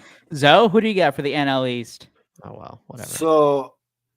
Oh no, they got Schwarber DH, and they got Martian left, by the way. Brandon Marsh. It's really tough to not just say the Braves for the NL East. Now, as far as value picks go, I think someone said it in the comments too. Don't hate the Marlins. Don't hate the Marlins at all. I don't hate them to make the Why do you hate playoff. the Marlins? I don't think they have enough offense. Well, you don't think Tim Anderson and Jake Berger, that dynamic duo, could do it? I think Tim Anderson was close to Javier Baez chase rate in spring training. I think they can make the playoffs. He hit that one home run, remember? And everybody tweeted it at me like, "Oh, look at this shit!" And it's like, okay, cool. I think that the Marlins can make the playoffs, but I don't think that they can win the division. I think it's either the Braves or the Phillies that win the division. Yeah. I mean, you're talking like you have to win like 95 games at least. Correct. Yes. Right. I like I said, you have to win. You have to win more division, but they will have the Marlins will have to win more games than fans that show up to that ballpark. Oh, the attendance jokes. Oh, I can't wait, Tom, for White Sox opening day tomorrow. Oh my god, so fucked tomorrow, Tom. Fucking attendance You're jokes. fucking come. They're gonna. Hey, Tom, try and smuggle a gun in your belly fat though. What? If you do wait, why are people mad at me? What? What's wrong? Because attendance jokes are fucking lame, dude. You're lame. Attendance jokes are the lowest common denominator possible. Do you want me to start making Boys Town jokes? Because they're super. We're all inclusive. What do you mean? What do you mean? Yeah, what does that mean? What are you trying to say? Is there something wrong with that? I'm just saying these are the lame jokes that both Saudi towns make. There are no jokes. Stupid. We love that. Wait, well, I was talking about the Marlins. He was talking about the Marlins. So, wow, defensive little brother tone. Yes, I was talking about the Marlins. I wasn't talking about the White Sox. Attendance jokes in my shirt's on backwards. Are fucking stupid. I would never say that about the White Sox, though. You're pretty quick to pull the trigger about it with the Marlins. The Marlins, who are 1,000-something miles away. It's an extension. I'm gonna need a full security team at the tailgate. I am a slippery slope. Tom, it's a slippery slope. We're just trying to correct the behavior ahead of time. No, I am a Cubs fan. A couple times on the nose. Like, I am a Cubs fan, but I am Chicago first. I don't down anybody in this city. This is my city. I will admit, I am a little sensitive with the attendance jokes. I'm a little defensive with it. I would never say that about the White Sox. I would never say that about the White Sox. I'm talking about definitely a trigger. Up Tom's old I am tweets. talking about the Miami Marlins, and I already I'm searching it right now. Check them. Oh, that's so funny. Okay, but we got to get this back together before Mitch comes into this, and it's this dysfunctional, like, angry fest right now. No, hey, I like the Braves to win. You guys are getting way too fucking cute. The Braves are going to win the whole division. Come on. I said that. Yeah. Okay, you're clean, Tom. I searched the word attendance in his account. Did you put ATT? I don't joke about this city. I joke about other cities. Acronyms. Oh, Aldo, who are we taking? We need a starting pitcher. We need starting pitching depth. Do you like you Darvish? You Darvish, maybe? I love you, Darvish. Darvish. So, no, and again, I am very much the Braves are going to win this division. Can we do a Braves Orioles AL NL East parlay? Well, then I said we could go right now. Well, we can yeah. move over to the. I think it's the Orioles. I got Orioles. They have to be heavy favorites too, right? No, I think Yankees. I think Orioles are going to win. I think Yankees Orioles are going to win the projected pennant. to win by like 5 games. Like weird. Wait, I think the Orioles are going to win the pennant. That's what I got for. Wow, you're right. The Yankees are at least on FanDuel. The Yankees are plus 165, and the Orioles are plus 200. So on DraftKings, the Yankees and the Orioles are both plus 185. They have that in even. They have it to pick them. So if you like the Orioles, go to FanDuel. Promo code Blue Jays are plus 400. Tampa Bay is plus 550, and the Red Sox are 1,700. Dude, the Red Sox. Let me talk about the Red Sox for a quick second. What a joke. There's a lot of parallels between the Cubs and Red Sox, but holy shit. Yeah. That ownership group, talk about spitting at your fans and be like, take it, bitches. Well, they got 2 World Series. So their owners said they were going to spend 3. They got 3. They can really they can suck 2 dicks. They're not going to try to like 3,000. The year 3. The difference is 2,100. The difference is that their owner said we're going to spend and they didn't. Our owner just says I don't want to spend. Not only you're really going to love the marquee network right before the season ticket packages went out. I know. For the renewals. Holy shit. I know. And Jordan Montgomery was in Boston the whole offseason with his wife, and they never had a conversation with him. That just blows my mind. For a while. So we had to get him. Who'd you take? What's his name? Giloff. Giloff. I don't Las Vegas Athletics second baseman. I don't like the rotation. Oh no! And I know everyone's gonna go, oh, it's Garrett Cole and Nestor Cortez. Rodon looks like shit. I know he's had a couple good innings, but he's also doing his bad innings thing, and I don't know if he could stay healthy. I think Marcus Stroman's straight up cheeks. Garrett Cole is good. I mean, he's the reigning Cy Young winner. I fucking can't stand Nestor Cortez. Just like can't stand him. So I'll never get him. He took Steve's all-star spot. That and his little gimmick shit. Wow, you sound like an old head. Next thing you know, it's going to be like, I hate bat tosses too. What the hell? No, I just hate this fucking over fucking rated bullshit. But is he like really? I'm gonna do one of my other award predictions with this pick. I love the Orioles again. Corbin Burns, Cy Young. Ooh. I like that. Else like that? Yeah, dude. Why did you guys draft him? No, I wish we could. No. Corbin Burns, I mean, we saw him with the Cubs in Milwaukee.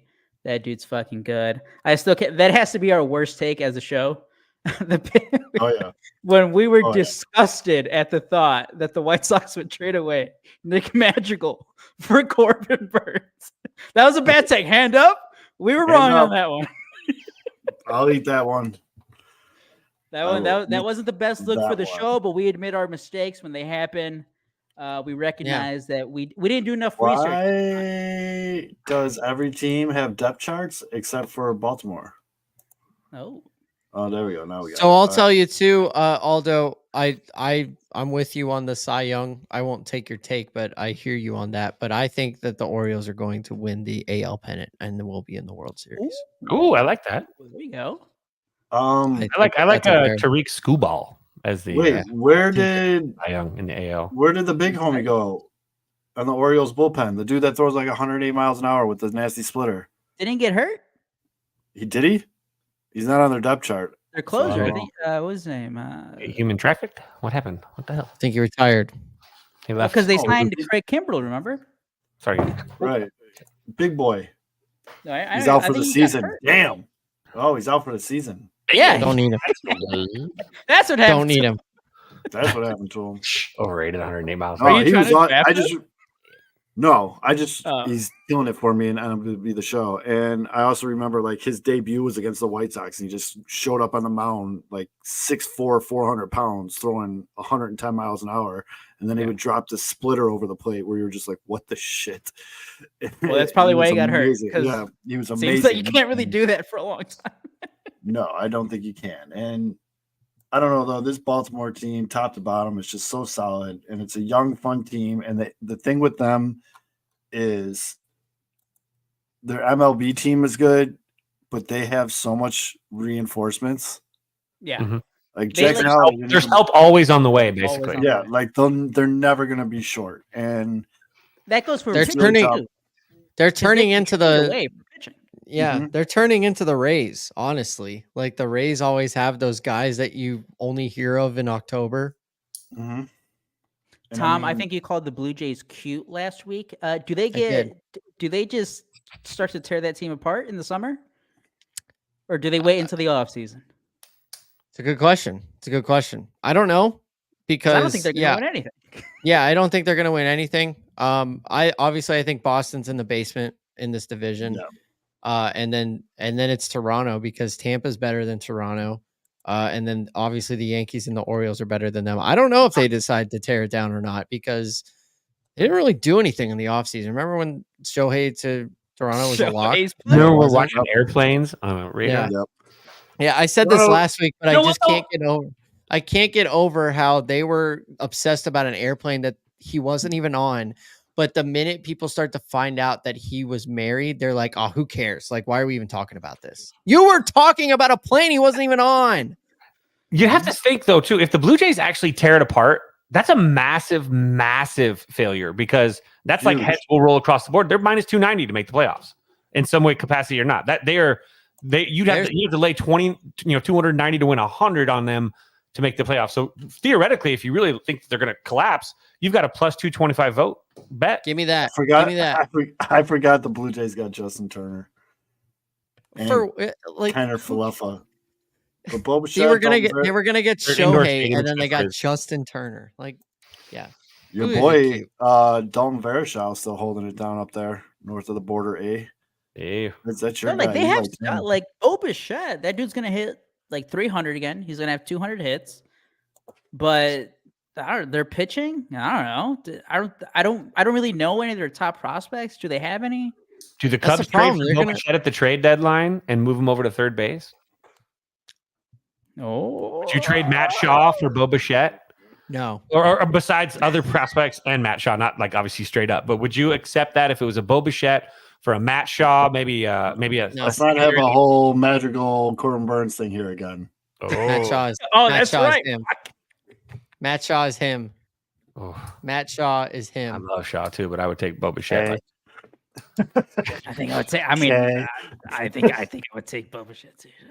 I think we're take my mom in the shoes. World Series too. So Matt Shaw is my KB 2.0. I have decided to latch on to Matt Shaw as my guy. See, I already got Horner as my KB 2.0 because KB told me that he's the guy to. God damn it, Jimmy Dugan. Who do you take? See, that's exactly. Oh, damn it! What Wrigley said. I was hoping everyone forgot. I wanted to get past the Orioles talk. I'm like, no one talk about the Orioles anymore. That's why I didn't say its name. But yes, Jackson Holiday didn't break camp with the team. The kid fucking raked all spring training. Is he the easiest rookie of the year choice ever? Oh, we'll get to that, but it's got to be. I can't believe he was still on the board. Avoid the clap, Jimmy Dugan. Well done. Nathan fucking Eovaldi, Jackson Holiday. God damn it.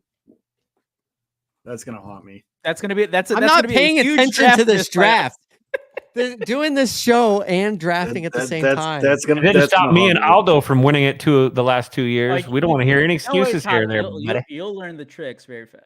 We had to pair into it just to make it fair for everybody else. It's just not fair. The last non-podcaster was Matty Mitch, right? He won it last time. Yeah, that's right. Year one. I think year one, Matty Mitch won the first year. All right, so let's go West Side. AL West. AL West. Ooh, I'm AL West. I'm riding Houston. Let's look at the odds. I'm riding Houston. That one I just. Houston is minus 110. Rangers are plus 230. Mariners are plus 285. Angels are plus 4,500. And the future Las Vegas Athletics are plus 25,000. Fucking throw it down. I'm putting $1 on Oakland without a doubt. But just give me the dollar. Come on, just give me the dollar. I'll hold the dollar for you. Charity. Give me a sprinkle. Give me a sprinkle on Seattle. Just a sprinkle. I was gonna say I want to pick Seattle so bad, but man, I think we do just every a year. sprinkle. Every year you want to pick Seattle. Sprinkle. So crack. Do you know what Seattle? Seattle? Get the hell out of here. They're West Coast Blue Jays. It's like, yeah, they have a whole bunch of talent. Don't say that. They are not cute. They're not cute. So what makes it cute, by the way? What is the cute? Just for those of us that might have not been on the podcast. I think the cute has a lot to do with the Blue Jays fan base. Just like the Matt Eberflus acronym. Does it mean like? Never mind. I'm looking now at the Mariners depth chart. I like the Mariners, man. The cuteness for Toronto has a lot to do with their fan base because their fan base is like, we're so good, but if you say something to them, they won't get mad at you. They'll just be like, "Oh, you're right. I'm so sorry." I never until the Shohei stuff. I never realized how big a shitbags Blue Jay fans were. Like, yeah, holy shit. So I got into a couple beefs during the Shohei thing because a lot of people bookmarked my tweets because they were waiting and then I got retweeted when Shohei was on the plane headed to Toronto. I got retweeted and was like, this guy's gonna be very upset and blah blah blah. And then he went to the Dodgers and I was like, well, guess we're in the same boat there, buddy. And then then he was like, oh, I'm so sorry. I forgot the Mariners got Jorge Polanco, that motherfucker. Oh, it's 2 picks to our turn, Aldo. He is a thorn in my side. I'll tell you. He is one of those guys that just hits against the White Sox. Yeah, I mean, there's a lot to like with the Mariners team. I love that they're starting rotation. Still Kirby, Gilbert, Miller, and woo. He got hurt though. Who got hurt? Oh shit! But they got a good bullpen too. They got Sleepy Santos, Ryan Stanek. They want to play. I love Nunez and Brash. Is Sleepy back? Did he come back from his injury? They got him listed right now in the depth chart. All right. The thing that I'm going to be watching the most in the West is really the Rangers because I mean defending world champions obviously, but all of their good pitching isn't going to show up until like July and August. Like they got to hold down the fort with like 2 guys until August, and that's a lot to ask. I mean, they're the other team that everyone thought, it's like with the Cubs and Cody Bellinger. They're like, I mean, yeah, Jordan Montgomery, he's going to re-sign. That's a given. And it just never happened. Yeah. And I think like they were given every chance. And they're like, no, can't do it. No, can't do it. No. Yeah, I don't know why. I feel like, Fids may have more insight to this because I know you hate the owners, but maybe they really were like, well, we got you 1 championship. Let's take it easy this year, and then we'll figure it out in a couple more years. I just feel like I don't want to stick up for owners either. Go ahead. Like I want to be the last guy to do that, but like they hate players. Huge. I like Tristan McKenzie. They did. That's kind of all in you want from your owners. Now, will they tweak it beyond that? Who knows? But they did enough. I mean, they did enough. God, they did enough to win it last year. Yeah. But you can decide on the pick. McKenzie? Tristan McKenzie, the starting pitcher, Cleveland. Sticks. Yep. Tristan, gotcha. I just took Bailey Oder out of Minnesota to get the innings in the Central. What was I going to say? AL West? I feel like Texas, the way they're built right now, is a team that needs to win games like 9-7. Yeah. Yeah. And, dude, they have the horses. What's his name? Holy shit. Is it Langford? Yeah, he might win Rookie of the Year. He's amazing. He's nice, dude. They have the horses to put up 7 runs a game, like without a doubt. It's just my concern with the Rangers would be their pitching staff. Oh, for sure. Like Tom said, they have to wait for Scherzer. He might come back in May. Because I don't think they put him on the 60-day injured list. No, they put DeGrom on the 60-day though. Well, yeah, no. Yeah, he's not. I mean, he may not even go at all this year. Yeah. So. I see. Yeah, I mean that's gonna be it. But Houston is just like Houston. Houston's good. I hate Houston so much. I know you do, but Houston's good. Like they're just good. That's why I took Josh Hader so early because I feel like. Well, they have your boy Kyle Tucker. That is my guy. I'll probably try to trade for him. Of everybody on the Astros, that's your guy. Fuck yeah, dude. No batting gloves. Has a cannon for an arm. There's not one other person on that team that's your guy. Well, Jose Abreu was a legend forever, but forever. I don't consider him an Astro. So on the Astros, my guy is Kyle. Man, what a spin zone! I don't think. Wow. That might be the hottest. That's the hottest take of the night. Either. I don't consider him an Astro at all. That's the hottest take of the night. Jordan wearing the Wizards jersey. It just never happened. Never happened. Is it gonna hurt you if he wins a World Series and he's like, I love Houston. They are my team forever. No. What's the steal of the draft? Who was it? Jordan was the steal of the draft? No. Really? Jordan Alvarez? I don't know what Alex. I don't know what you guys are talking about. Steal of the draft. I don't know who you guys are talking about. I don't know. I saw Jordan as a dude, and then I just went to the next one. Is Jose starting for them? I think he's their DH, right? Answer is Alex. I just haven't been paying attention to this draft at all. NL West? Who do you guys got? 3 teams. 3 teams are making the playoffs out of the West. I mean, that's pretty easy on the. They got Jose as their first baseman on the depth chart. There you go. They got Jordan as the DH. The DH, that's right. What are the Actually, odds? no. Wasn't he like number 1 left fielder, even though he barely plays the field? He didn't play no left field. Junior Kamir. Oh yeah, that is a good pick. So here's a hot take for you. I guess we'll call it. I predict that the Diamondbacks are going to drop off big time, and that the Padres will surprise people and shift into that spot and be one of the only 2 teams from the West that actually make the postseason. But I feel like the Diamondbacks something's going to happen. Something's freakish because of the how everything. It was such a perfect season last year. They weren't that close last year. In reality, so I think that was more momentary, and I think that the real Diamondbacks will please stand up. And I don't think that they're going to be a playoff team this year. I think the Diamondbacks win. Things are going to happen to them, unfortunately.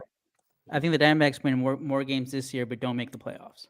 Okay, that's fair. Like they'll win other divisions. They'll win 85 games and miss the playoffs.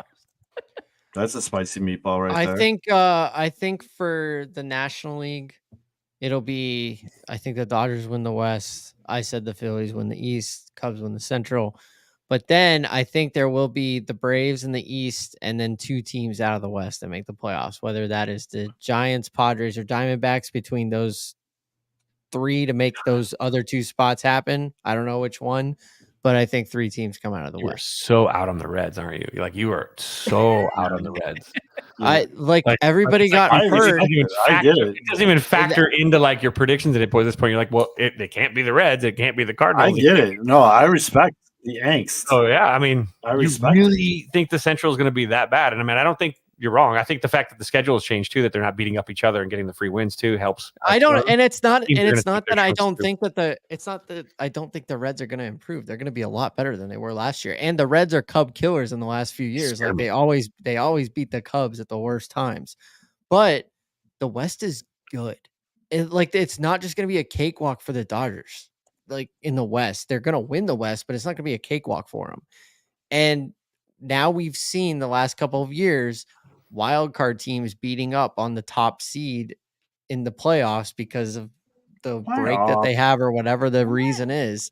The top seed is not making it through, and these wild card teams that are playing consistently and winning are making it further into the playoffs. So kind of like you have that team that peaks at the right moment towards the end of the season, and the other team is sitting back and resting their starters and haven't played meaningful baseball in weeks. But teams that are playing meaningful baseball, win or lose, you're playing meaningful baseball all the way through, and you're not stopping and pausing and just kind of like enjoying and coasting and cruising like teams that maybe they win the division pretty early. Those teams, and we have seen it notoriously. The Nats, the wild card teams that roll through the playoffs. It happens. I feel like more often than not. I feel like being the top seed is actually harder to win the World Series because you've probably been sitting on, your postseason existence for roughly 2, 3, 4 weeks, and meaningful baseball is kind of like almost long time away. So. You should zone out. Amen, brother. I am with Kevin, though. I think the Padres, I think I mentioned it last week. I do think the Padres bounce back this year. They had so many fluky losses, 1-run losses in 2023. I know they traded away Juan Soto, but I mean, I think they got what's his name? Who'd they get? they got that one guy, Dylan Cease, in the rotation. They get that one guy. I think he's going to be really. He's good actually not. He hasn't looked good at his couple out in spring training. Xander at second base. You got a shortstop. I mean, Fernando Tatis Jr. steroids or not, dude can ball. Don't Manny write Machado bounce back season, I think. Jackson Merrill's good. Jackson Merrill, another dude who's just really talented. They have a lot of talent on the team. I think they bounce back. I do think the Dodgers win the division, though. Just that lineup can be insane. Another extension with deferrals. Will Smith, congrats. I don't know what fucking tampering shit is going on in LA, but I'm sure it's going to be discovered by MLB's investigation into Shohei and his gambling. I actually read something the other day that said that Shohei was considering maybe leaving baseball for a couple of years to start and maybe attempt an NBA career. I hope that Shohei takes at least a couple of years to reflect on his close relationships. You should take some time for yourself, Shohei. Get that arm ready. Come back ready to pitch for the Dodgers, like in 2026. I do have the Dodgers winning the West, and then the Padres not a close second, but in second. I think how many wild card teams are there? Three. That's what I thought. Three. So Tom, you just gave your picks. Phillies, Cubs, and then one of the NL West teams, and then you have two more NL West teams as the wild cards. Yeah, here, do it like this. Do it like this. Just give your 3 division winners, and then your 3 NL wild cards, and then your 3 division winners, and your 3 AL wild cards. Right. So that way it's all on one clip. Recap it, Tom. Recap it. Yeah. Okay, yeah, we'll start in the AL. I think the Orioles win the East. I think the Twins win the Central. I think the Astros win the West. And then my 3 wild card teams will be the Yankees, the Rays, and the Mariners. And then in the National League, I think the Phillies are going to win the East. Cubs win the Central, Dodgers win the West, and then my 3 wild card teams will be the Braves, the Padres, and then I'll say the Giants to be a little different. Kevin, you're up. I'm gonna go out on a crazy limb here. Ready for this? I like it. Fuck it. I got obviously the Yankees winning, or not the Yankees. I got the Orioles winning the East. I've got the Twins winning the Central. I've got Houston winning the West. Now, where I get crazy is that I got Baltimore, Toronto, and Tampa. Oh shit! All the 3 entire AL East, except for Boston. I got a mediocre. I got a mediocre Texas Rangers season. I got an average Seattle. The Rays are going to somehow find a way, again, because they're not beating each other up as much in the division anymore. They're playing outside of the division way more often now than ever. The opportunity for the math to work out that way, and I think this year it works out really well. I think the Rangers are just it sucks to be the king, and I feel like there's that stuff will happen. Weird stuff happens in that sense, and I don't think anybody else. I don't think Seattle can make that push, and I think that Tampa Bay gets in with like 85, 86 wins, just sneaks in there, and you're gonna have a whole East wild card. And I'm on crack. So NL for me, I got Braves, obviously, Cubs, obviously, Dodgers, obviously. And now with my wild card, I'm really creative. I went super unpredictable with the AL. I went totally predictable with the NL. I got Phillies, Reds, Padres as the wild cards. Who we got, Aldo, by the way? Maybe that fat guy from Arizona or Pavetta. I typed in fat guy. That doesn't come up. Pavetta? Pfaaddt. Remember for the Diamondbacks? Fat. Oh, do you want him? Pafat? Do you want or do you want AL? I'm going mostly chalk here. Orioles, they're powerhouse. Give me the Twins again. Just to be different. I don't love this, but give me the Rangers to win the West. Second half with Scherzer coming back. Maybe they get on a run. I love their offense. Wild card teams, you can never count out the Tampa Bay Rays. They just make the playoffs somehow, some way. Give me the Yankees as well. I think they have with Juan Soto there. They have a good lineup there with him now. And that third wild card, give me Seattle. Come on, Seattle. let's get up to like adorable status on Seattle. Like do something. No, they're better. They're better than that. They're not cute. They're not cute. Well, they need to win something first to do something. So those are the 3 wildcard teams for me in the AL. NL, give me the Braves in the East, Cubs and the Dodgers. 3 wildcard teams. The Padres, the Phillies, and here's my hot take: the Pittsburgh Pirates are making the playoffs as a wildcard team. Okay. Whoa. I like it, though. I don't doubt it. Little crazy. We'll go Orioles, Tigers, Mariners, with the wild card teams being the Sox. Blue Jays, the Astros, and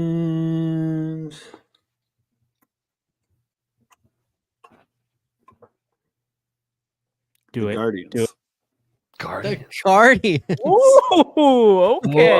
Whoa. I think We Garrett all Cole- groaned. I think Garrett Cole being out. Garrett Cole being out for at least 3 months to start the season, the Yankees will be in a big hole that they can't get out of. What a worse reaction, the Pirates or the Guardians? Is this like a hate pick right now? Because you can't, like, you fucking hate the Twins so much. I know you do.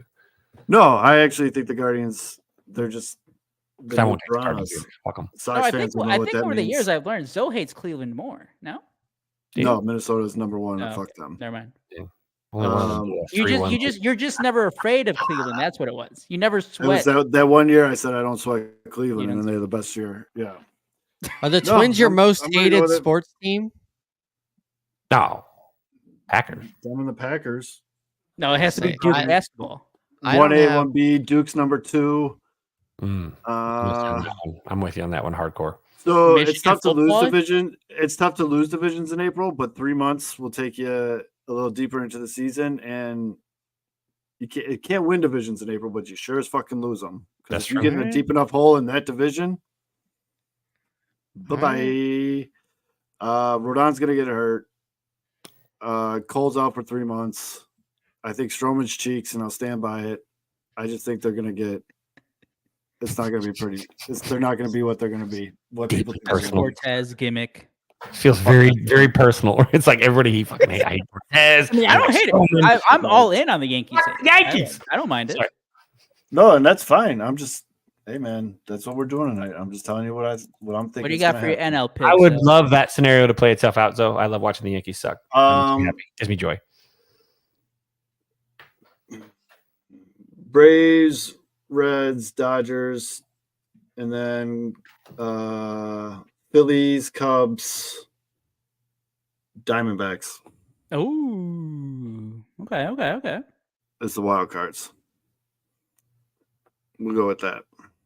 Do you guys want to do that. pennant winners and then World Series? We'll go with that. Oh, I got to draft real quick. Hold on. I'll start with you, Tom. Who you got winning the AL? I already said it. I think the Baltimore Orioles win the American League. Hold on. So this thing is telling me right now, out of what's left, the 3 players I should draft are Garrett Cole, Marcus Stroman, or Carlos Rodon. I'm dead ass serious. That couldn't have been played out any better. I mean, you have to pick one of them now. That's pretty fucking funny. You have to pick one of them. If I got to pick one of them, I'm gonna take which one. And then, All right. Yeah. So I'm gonna take the Orioles to win the American League. I think that they're just young and really, really good. And then in the National League, I am going to force myself to take the Chicago Cubs, and the Chicago Cubs are going to win the World Series in 4 games. Oh God, Love. do you want to put 100 on that so I can have my No. bet? 1,000% no. I can't think of anything I'd rather do less than that. Yeah, because not only you watch it not happen, you gotta give me. You don't get the 100 for the Reds bet. So you're losing the Reds bet. No, I just like the hedge bets. Cubs are plus 1,800 on guaranteed 100. FanDuel to win the NL. Oh yeah, let's go. I mean, why not? Right? If you get hot at the right time, right, Fids? Oh, shut the fuck up. If you win 8 out of the last 10. No, I not can read doing those that. again if you want to know how the World Series champs finish their seasons. I would Not say the that runners those up. teams were Because isn't it about very winning good. titles? It's about winning titles, right? Oh, I gotta do this thing. It's not just about getting there. Oh, there we go. Perfect time. Hey, look at this. What do you think about getting hot at the right time, Mitch? Mitch, no, don't fall for that. Mitch, our team's interesting, bud. Nothing a little waiver wire pickups can't fix. Oh, it's good. I just got a lot of guys. I just got a lot of guys that I like. I don't know if you're gonna like them, but I like them. He picked Adam Frazier 1 overall. I'm just and then Nestor Cortez.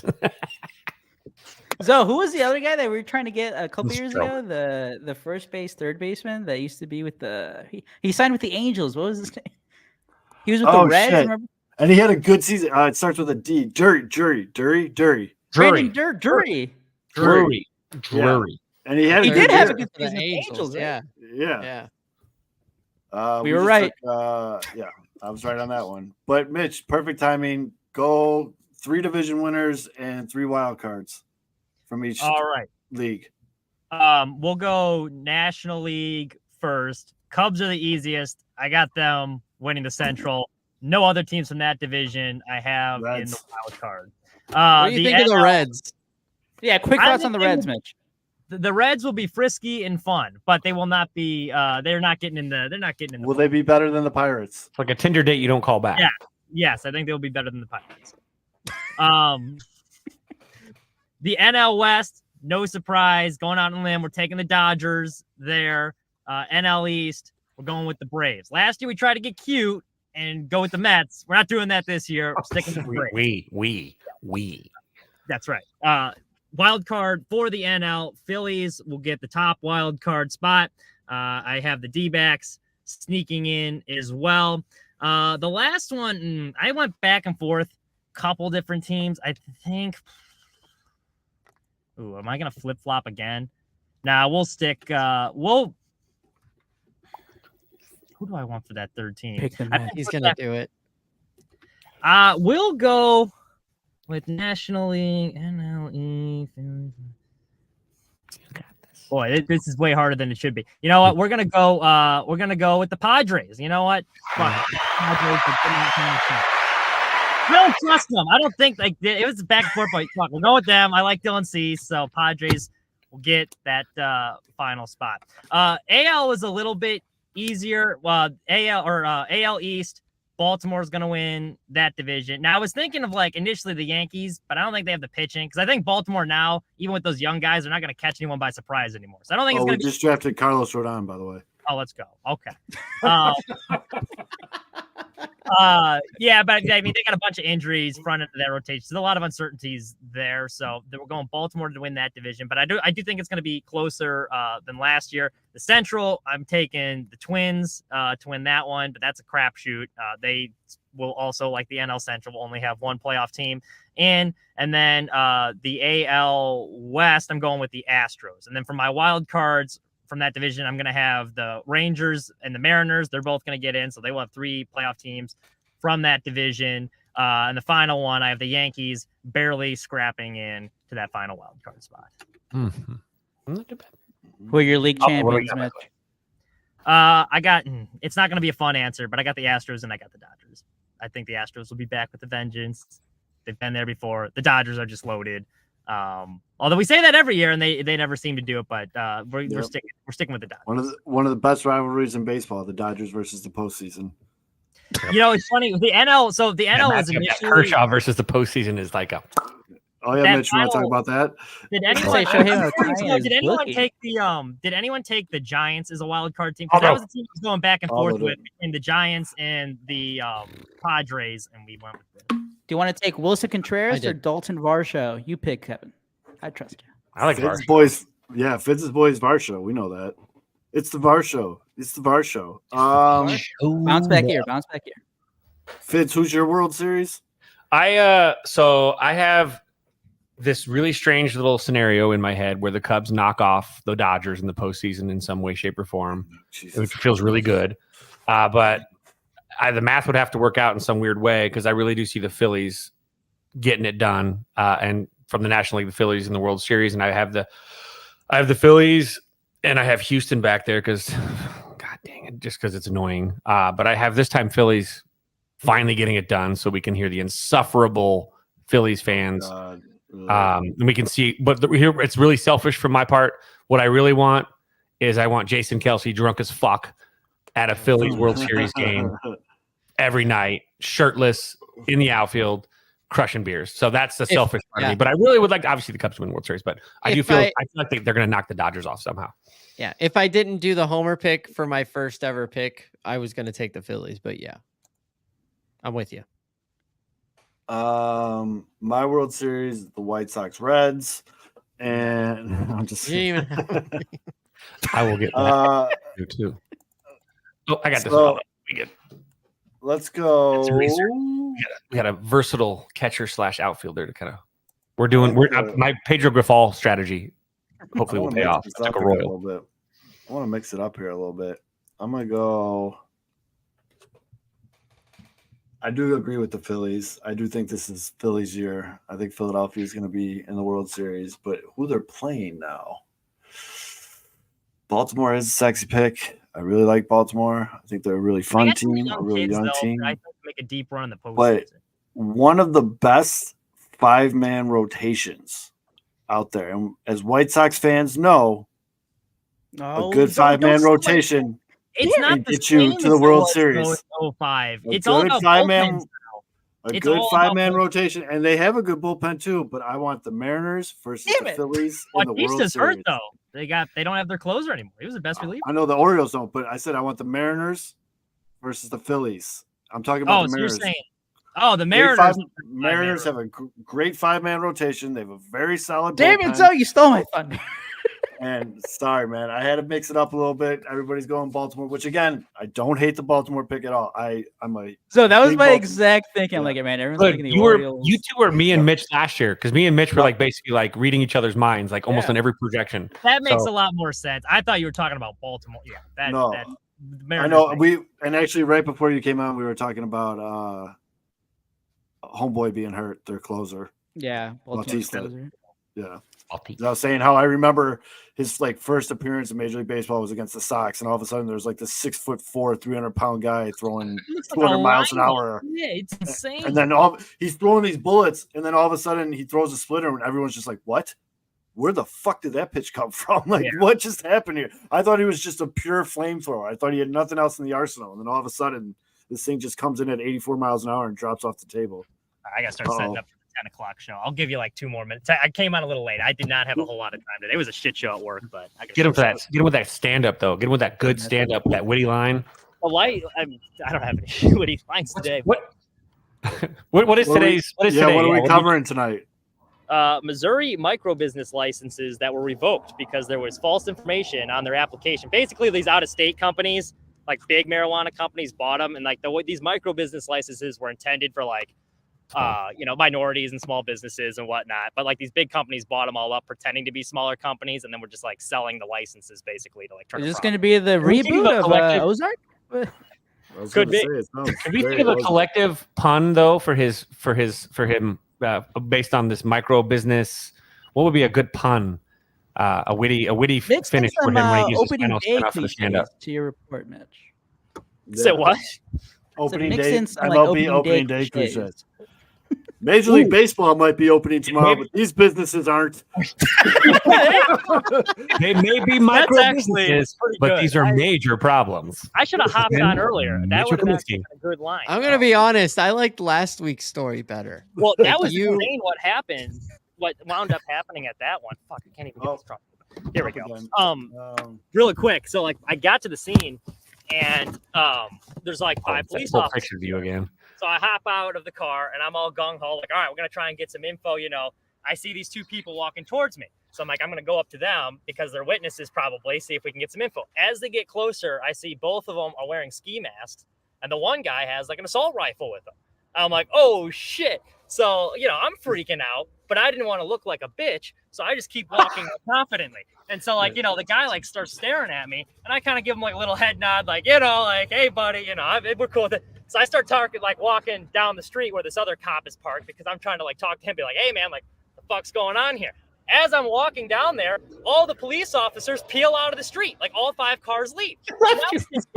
They left you behind me. The guy's still staring at me. I'm like, oh, fuck, this is not good. So I'm pretending to, like, take a phone call or whatever. Like, I'm pacing back and forth, and I'm briskly walking back to the car. Guy staring at me the entire time. Hop in the car, peel out of there, turn around the corner, and I see all the police officers in this church parking lot yucking it up. So I pull in there. I'm like, yo, what the fuck? Did you guys see, like, the 2 guys there standing? The one guy had assault. Like, was that fake or something? The guy's like, nah, man, it's Missouri. They weren't doing anything illegal. Like, you're allowed to carry that in the street. Like, they were just said they were shooting target practice in the backyard. There's no scenes. So I'm like, what the fuck? It turned out to be like one of the wildest non-scene stories that we've had here. Anyway, I got to head out. It was about to start, and I got to set that thing. Sorry, I could not hop on long this week. Go get them. Next week. Use Here comes the trunk close. The trunk is closing up. This is like the last thing you see when Mitch closes the trunk on you. Yep. Before the ether works, or the chloroform. I guess put a cherry. I like the Mariners, man, but that's going to be a good ass World Series if it was the Phillies and the Mariners. I don't know how I can pick a winner. It's almost like a coin toss for me. Oh, fuck it. I'll go Mariners. You love the Mariners. Yeah. That's the Mariners. Where's my hat? I'll go with another team that hasn't ever won a World Series. I go with the Padres against the Baltimore Orioles. Okay. And I'll have the San Diego Padres as your 2024 World Series champion. You're going to win it for the old order. And Dylan Cease goes in the Hall of Fame as a Padre. Crazy. If he makes the Hall of Fame, that's even more crazy. But they're going to win one for the Gipper. You think Padres are going to win San Diego Padres Hall of Fame? So, Drew, buddy, I know you don't mean to, but you're going to get me killed. I can't, where I live, I can't wear the old Mariners hat. Let's just put it that way. I'm not wearing a hat. Not doing that, bud. I know you didn't mean it. I get it. What was it? Yeah, I'm not throwing the fork down, buddy. Credit to Zoe for understanding his understanding. A man of culture, Mads. The man grew up in the South Side, man. Gotta, and I know things that I can't wear and things I can. So don't do that. Yeah. Don't wear that old Mariners hat in Gary, Indiana, Drew. I wouldn't do that either, but yeah, buddy. That's actually, from what I've been told, you can't wear this in certain areas in California. Really? Some gang claimed it. And, dang. Yeah, but I like the Jack Sawinski pick. Well, speaking of, do you guys have any wild awards predictions? Yeah, let's get into awards. So I'm gonna look here. Which one do you want? Let's start with Rookie of the Year. All right. Well, Zoe, you nailed it last year, so you start. I did. Fuck all these imports, dude. Give me. Whoa. They're old, man. They're not kids. That's what gets me mad about this shit. No respect for Jose Abreu's Rookie of the Year. Unbelievable. They're all like 30-something years old, dude. Like, it's not cool. I don't like it. Come on, Yamamoto's only 25. Michael Busch is only 26. Give me the kid in Milwaukee. Boo. Dickhead. The Churio kid. And then in the American League, I mean, I know Langford is the heavy favorite, but Jackson Holiday just looks so fucking good. He looks amazing. Yeah. And I don't think he's going to be up soon. They're doing the service time thing with him, right? Like, he's just going to be up in a couple weeks. It definitely feels like it. Yeah. I'm going with Jackson Holiday. Who do you guys have? Tom? I was going to say Jackson Holiday too. I mean, I just think that he's going to come up and just absolutely rake. And then in the National League, I can't pick the Brewer kid. It's against my religion. So I'm gonna say Matt Shaw comes up in at the beginning of May and just then bats like 360 and hits 30 home runs. So I love it. That means great things for the Cubs. why not? Matt Shaw. Kevin? He's him. Who are we drafting right now? Is it our turn, by the way? Sorry, my shit crashed for a second. Shit, are we? Yes, we have 16 seconds left. We got I like JD Martinez as stash him away in the bench. JD Martinez? It's not a bad idea. Got him. It's not a bad pick. Kevin, who do you have for your rookie of the years? All right. For the American League, I got Evan Carter. It's just solid. Homeboy was balling out. And then here comes my homer. We're gonna go with Imanaga. Love it. Yep. So like 40. I really think In that late 30s, though. This guy's balls, they were weird looking. I think Shota is going to be really good at the beginning of the year, like in the cold, when the guys they can't hit off of him, and he gets the lazy pop flies with the wind falling in. They'll have the report on him too. You know what I mean? Like the book will come out on him, just like they do with rookie hitters. Sure, yeah. So I think he's going to have to make some mid-season adjustments, and it's all going to depend on that. Mm-hmm. I'm looking at the odds here. Yeah, Langford's like the favorite right now, but I mean, I'm Jackson Holiday. That guy looks ridiculous. So good. He's so good. Give me Jackson Holiday. And he has good plus 470 on FanDuel. That's not bad. Mm-hmm. Rookie of the year. I only picked Matt Shaw because I know it's going to be the Milwaukee kid. I know it's like that. Yeah, true. He's just so Frzo. That's your reach. You know what? Give me this. No, he just got hurt too. Shit. I was gonna pick Jordan Lawler, but he just had thumb surgery. Why don't you take one of the guys from the Reds? Aren't they really good? That's what I've heard. Oh man, I don't like any of these. I mean, I'll go Tree. I hate it, but that kid's gonna be good for the Brewers. He's gonna be good. He's gonna win work. He's gonna win it. What do you guys want to do next? Cy Young or MVP? Do Cy Young. Let's go Cy Young. Cy Young. Dylan Cease is plus 2,500. Ooh. Justin Steele is plus 2,000. I would love Justin Steele to do what he did last year, but the odds are overwhelming that it's not going to be the same. I think that's fair. But I would love him to prove me wrong. Who do you guys got?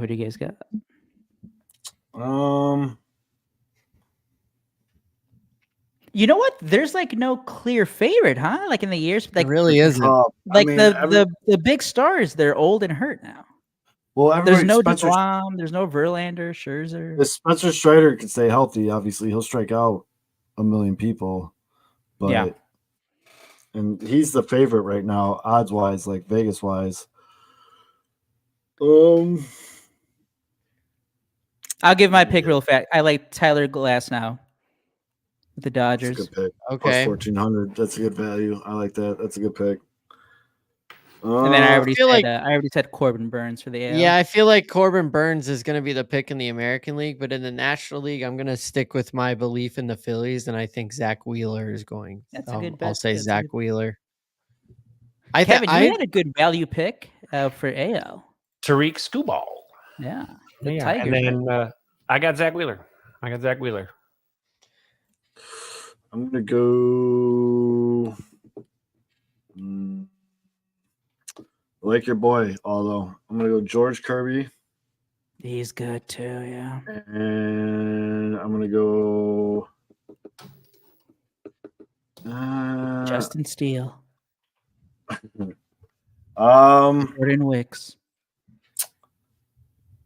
It was Zach Gallen. All right. So who's going to be the MVP of the Chicago White Sox? Ooh. Well, I mean, that's kind of easy. Is the sun going to rise in the morning?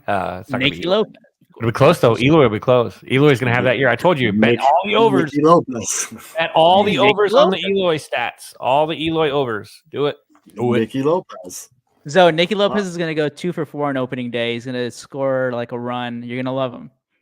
Dude, every player I look up, whoever's Kevin's victorious whatever team, like every player I look up to throw in my queue, you have him drafted already. Eloy being one of them. He's victorious. That's why his name's Kevin. Yeah, he is going to be. It's not me. It's not me.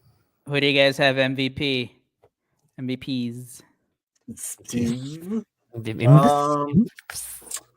Do you have a Gosselfin? Do you call him at home? Give me him. Give me Julio in the AL. And give me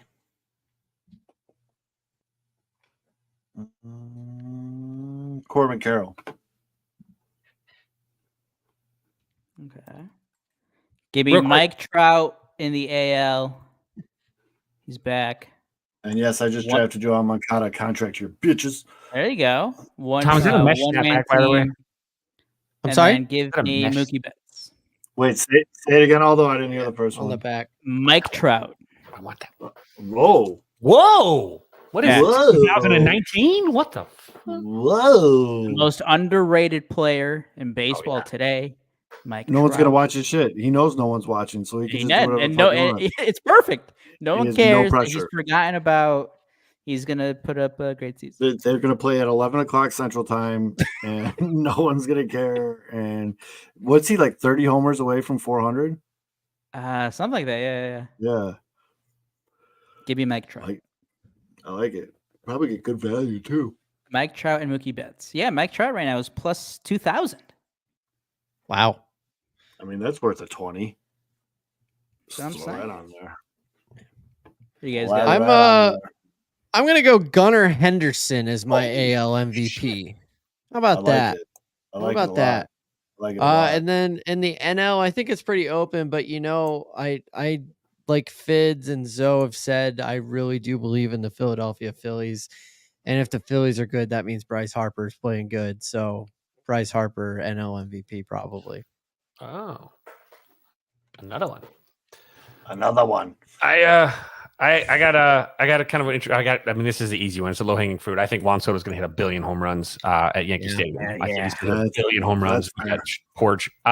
So got Soto there. I think Mookie Betts becomes one of the rare players to win both an AL and NL MVP. I think he's going to be that guy that last year put on a really good finish, and people tended to, it was so Acuna so hard most of the season. It was too late for the he couldn't come back with that. But I feel like he's going to start at the season. The conversation that how the season ended is going to continue this season, and he's obviously going to play really well because he's Mookie Betts and he's freaking great. I don't think moving positions is going to affect him at all. Yeah, I was going to say, Drew writes it in the comments. He probably going to win a Gold Glove. He's not going to win a Gold Glove or short. Nah, he's not going to. But that'll be a Dansby Swanson Award. It's fine. We got all the middles. We got all the middle Gold Gloves. But yeah, I think Mookie's going to win. I think he's going to play well. I think he's got such good protection in that lineup too. I think it's going to elevate his game, and I think that the fact that the spotlight, he's one of those guys that play better when people hate. And so he's a guy that's going to go out there and everyone wants to knock off the big dog Dodgers. And I think that's going to drive him. Some other guys might fold under that pressure. I think Mookie embraces it and I love it. So I think that he's going to have a career year. So Fids over 35.5 home runs, Juan Soto. Over. Wow. Smash the like it's at minus 115 right now, minus 110. Smash it. The number's 35.5. I would throw actually, well, I will probably here. Can you bet in Vegas? I heard that they have it here now. Finally, I don't know where though. Home run kings. Let's stay there. Home run kings. I have an interpreter. He lays down. By the way, right now I was scrolling through some of these bets. These are the most ridiculous odds ever. Pedro Grifol is only plus 3,000 for manager of the year. He should be like plus 30,000. Juan Soto right now is plus 900 to win the AL home run crown. Yeah, that would have been my pick. Juan Soto. I mean, he's just going to hit so many bombs.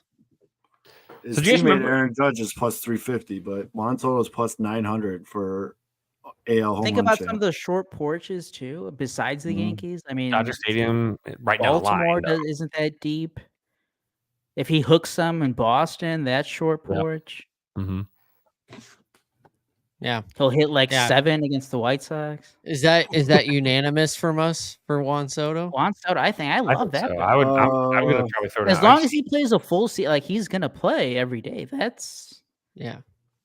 He's gonna have like 650 plays. Is he gonna be batting? What do they know about the script that we don't know? What the shit? Is he gonna bat second or third? For fourth. Second. You want to maximize his ABs? I would imagine second, but I would assume, but Aldo? Let's see. Would they have Verdugo leading off? Do they? Or would they have Volpe? I would assume it would go Volpe, and then I thought they would go Judge, Crawford, and then Stanton, and then Soto. Done. But I don't know. I'm not the Yankees, so I don't know. NL home run leader, Seiya Suzuki. What do you say? Why the hell not? Seriously, who was Kevin's Victoria's team? Because I literally wanted Colt Keith, and you just took the kid. On not to ignore we're not going to ignore that Seiya point. I think he's going to be great this year. I am all in. I thought it was going to happen last year, but he had the oblique early.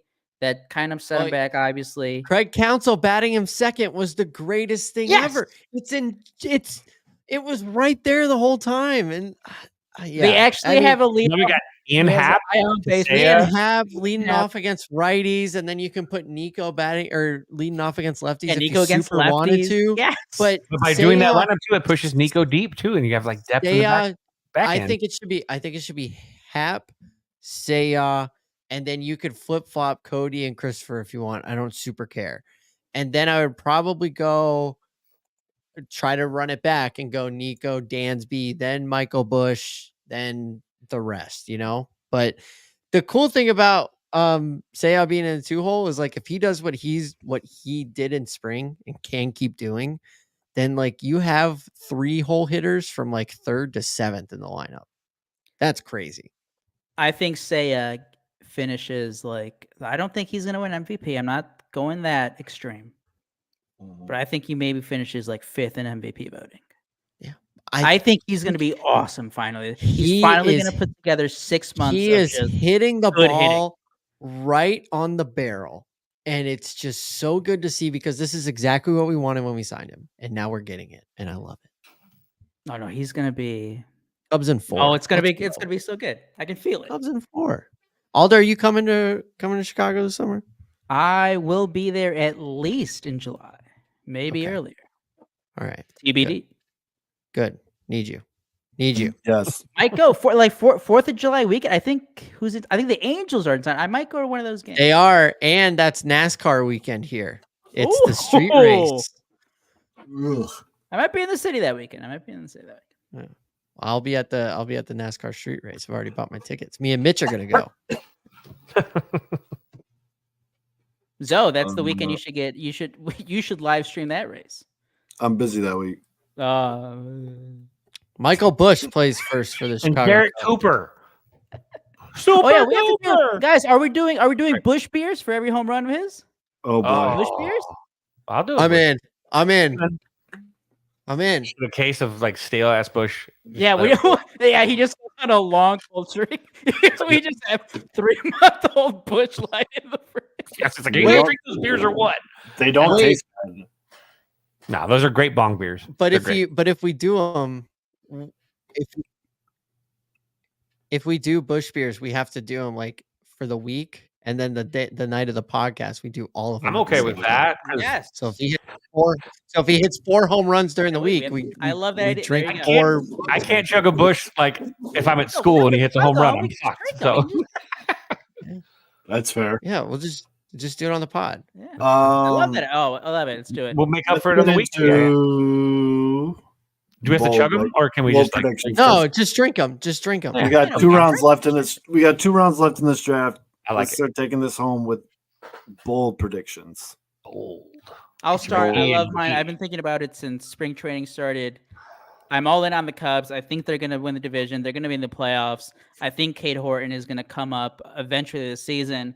I think he's going to be fantastic. I have Cade Horton winning 2 playoff games for the Cubs. That is my bold prediction for this season. I'm going to go with either Eloy or Yohan will be traded by the All-Star break. Ooh. I got Matt Shaw will be starting at third base for the Chicago Cubs by or at the end of the All-Star game. Hashtag What you have to Shaw it. Tom? Say in May. Say it. You have to Shaw it. No, I'm going to take it out of the division. I am going to say I think my boldest prediction is the Phillies win the NL East. I think that is legitimate. But if you want it to be a Cubs related one, I'm going to say the Cubs are going to trade for Chris Bryant because I just took him in the draft. Still going, huh? Bold predictions. Bold prediction. Anything. I don't know if this is bold. Actually, it might be bold. I think the Sox will win over 72 games this year. I like it. Oh, okay. That's like plus 10. Mitch, I committed to getting a Pinwheels and Ivy tattoo if the White Sox win the division, by the way. So I like that. I think it's a possibility. I'm not going to say they're going to win the division. That'd be a little too bold. Last year, I went way too bold. I said Pedro Grifol was going to win Manager of the Year. That made me sound like I don't know ball. Not doing that again. So we'll see. Mitch, if the White Sox win more than 72 games, he might win Manager of the Year this year. Honestly, maybe. I think they will win. I think they're going to win 73, if I'm being honest. By the way, kids at home watching, this is the proper way to store your cords with your camera. Right. Yeah, this is the proper way to store it. You don't get frayed wires. It's proper way to go, Mitch. Way to pay attention. Good job. So, I learned how to roll up cords because when I was in college, I got they leased me out for Fox Sports when they over winter break, they were looking for employees. So I got to help with the production crew. And so the camera guy, when they go out to do the interviews, you have to roll up the cables. Well, I fucked it up. He was going out there and I wasn't rolling him fast enough. So he got stuck and he nearly dropped the camera. So I got yelled at. And since then I didn't learn how to roll a cable very efficiently. It's not like your typical cord where you wrap it shoulder to palm. This one you got to take in. You got to take it smaller. Nice. I have one more White Sox bold prediction. If you guys are done talking about cords. Yes. These cords over here. Michael Kopech makes the All-Star team as a reliever. Oh, shit. I like that. I like that a lot. That was I'll change my to move him to the bullpen. I think that was really smart. His best year was 2021 when he was able to throw hard. He had and his struggles that season came in the second half of the year. And that was just because he just got back from Tommy John. His arm wasn't built up yet. Now his arm's built up like a starter, so I don't think you'd see that second half fall off like he did the first time he was a reliever. And we saw in spring training, he could just chuck it when he was a reliever. So he's getting up to triple digits again. I could easily see him being an all-star. And their closer by May. I'll change my Cubs bold prediction. This is super bold, but I'm gonna say Kyle Hendricks leads the team in innings pitched. Oh man. Can I give it a quasi? My prediction this year would be that Hendricks gets finally knocked out of the rotation. Unfortunately, I have it this year. Complete. I have Assad and Jordan Wicks taking him and unfortunately forcing him out because teams can just sit back on him now. I think that's the likely situation, but I'm just total Cubs meatball at this Drew point. says Mike Soroka.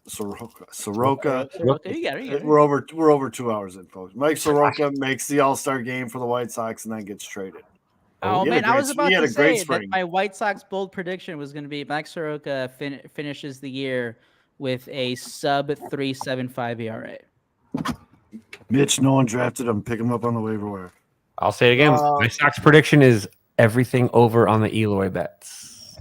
Yeah, Mitch. Across the board. My first Sox ball prediction before you got here was either Eloy or Yohan will be traded by the All-Star break. That I could see. I think it would probably be.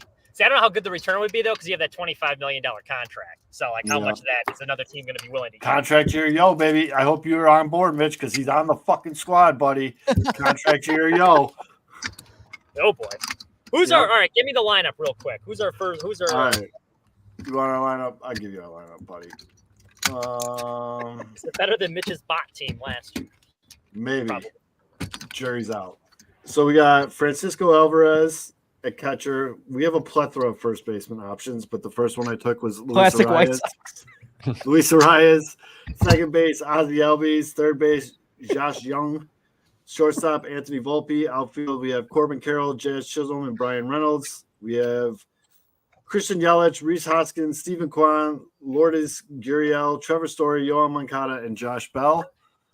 And then our pitching is Yamamoto, Cole Reagans, Josh Hader, Michael King, Nathan Eovaldi, Carlos Rodon, Andrew Kittredge, and Jason Adam.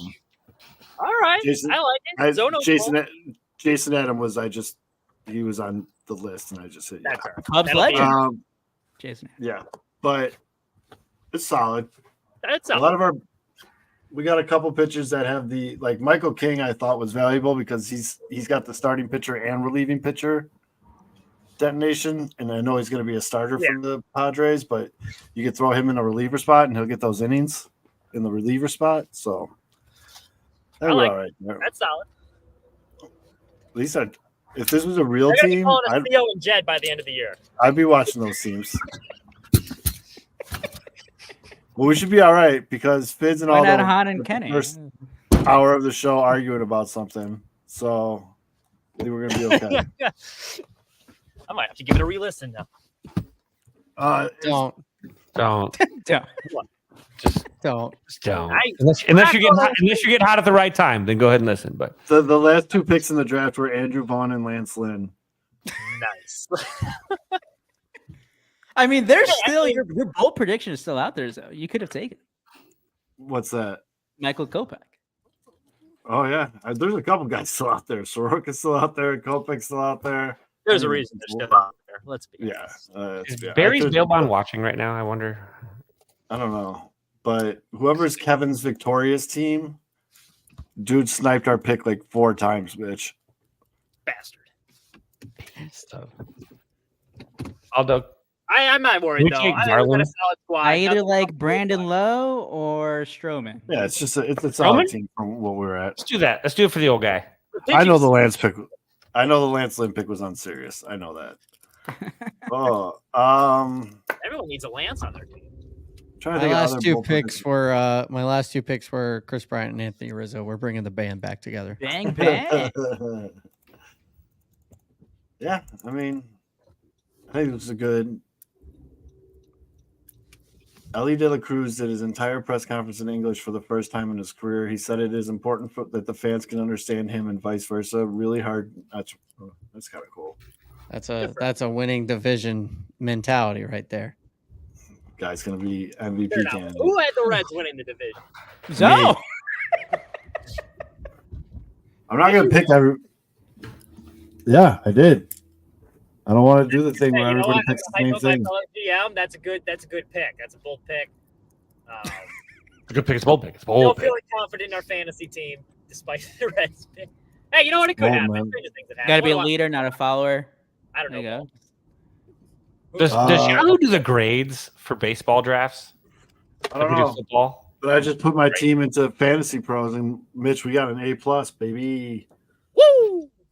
Let's go. We got Murphy, Olsen, Giloff, Bregman, Bichette, Judge, Razarina, I would say it wrong, Yoshida, Varsho, Melendez, Martinez, Abreu, Crawford, Westberg. And then we got Luzardo, Darvish, Diaz, Phillips, McKenzie, Hunter Brown, Pavetta, and Strosho.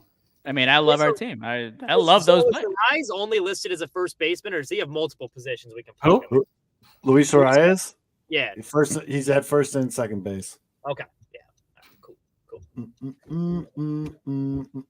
Tom, what's your team? We don't have very versatile guys, by the way, Aldo.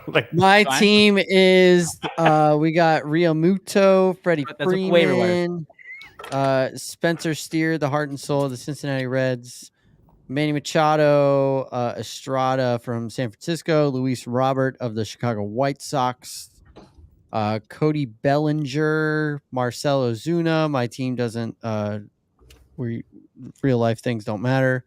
Bryson Scott, Jung-Hoo Lee, Michael Bush, Starling Marte, Taylor Ward, Christopher Bryant, and Anthony Rizzo. And then pitchers Zach Wheeler, Dylan Cease, Ryan Helsley, Tanner Scott, Bailey Ober, Walker Buehler when he gets healthy, Garrett Cole when he gets healthy, and Michael Wacha.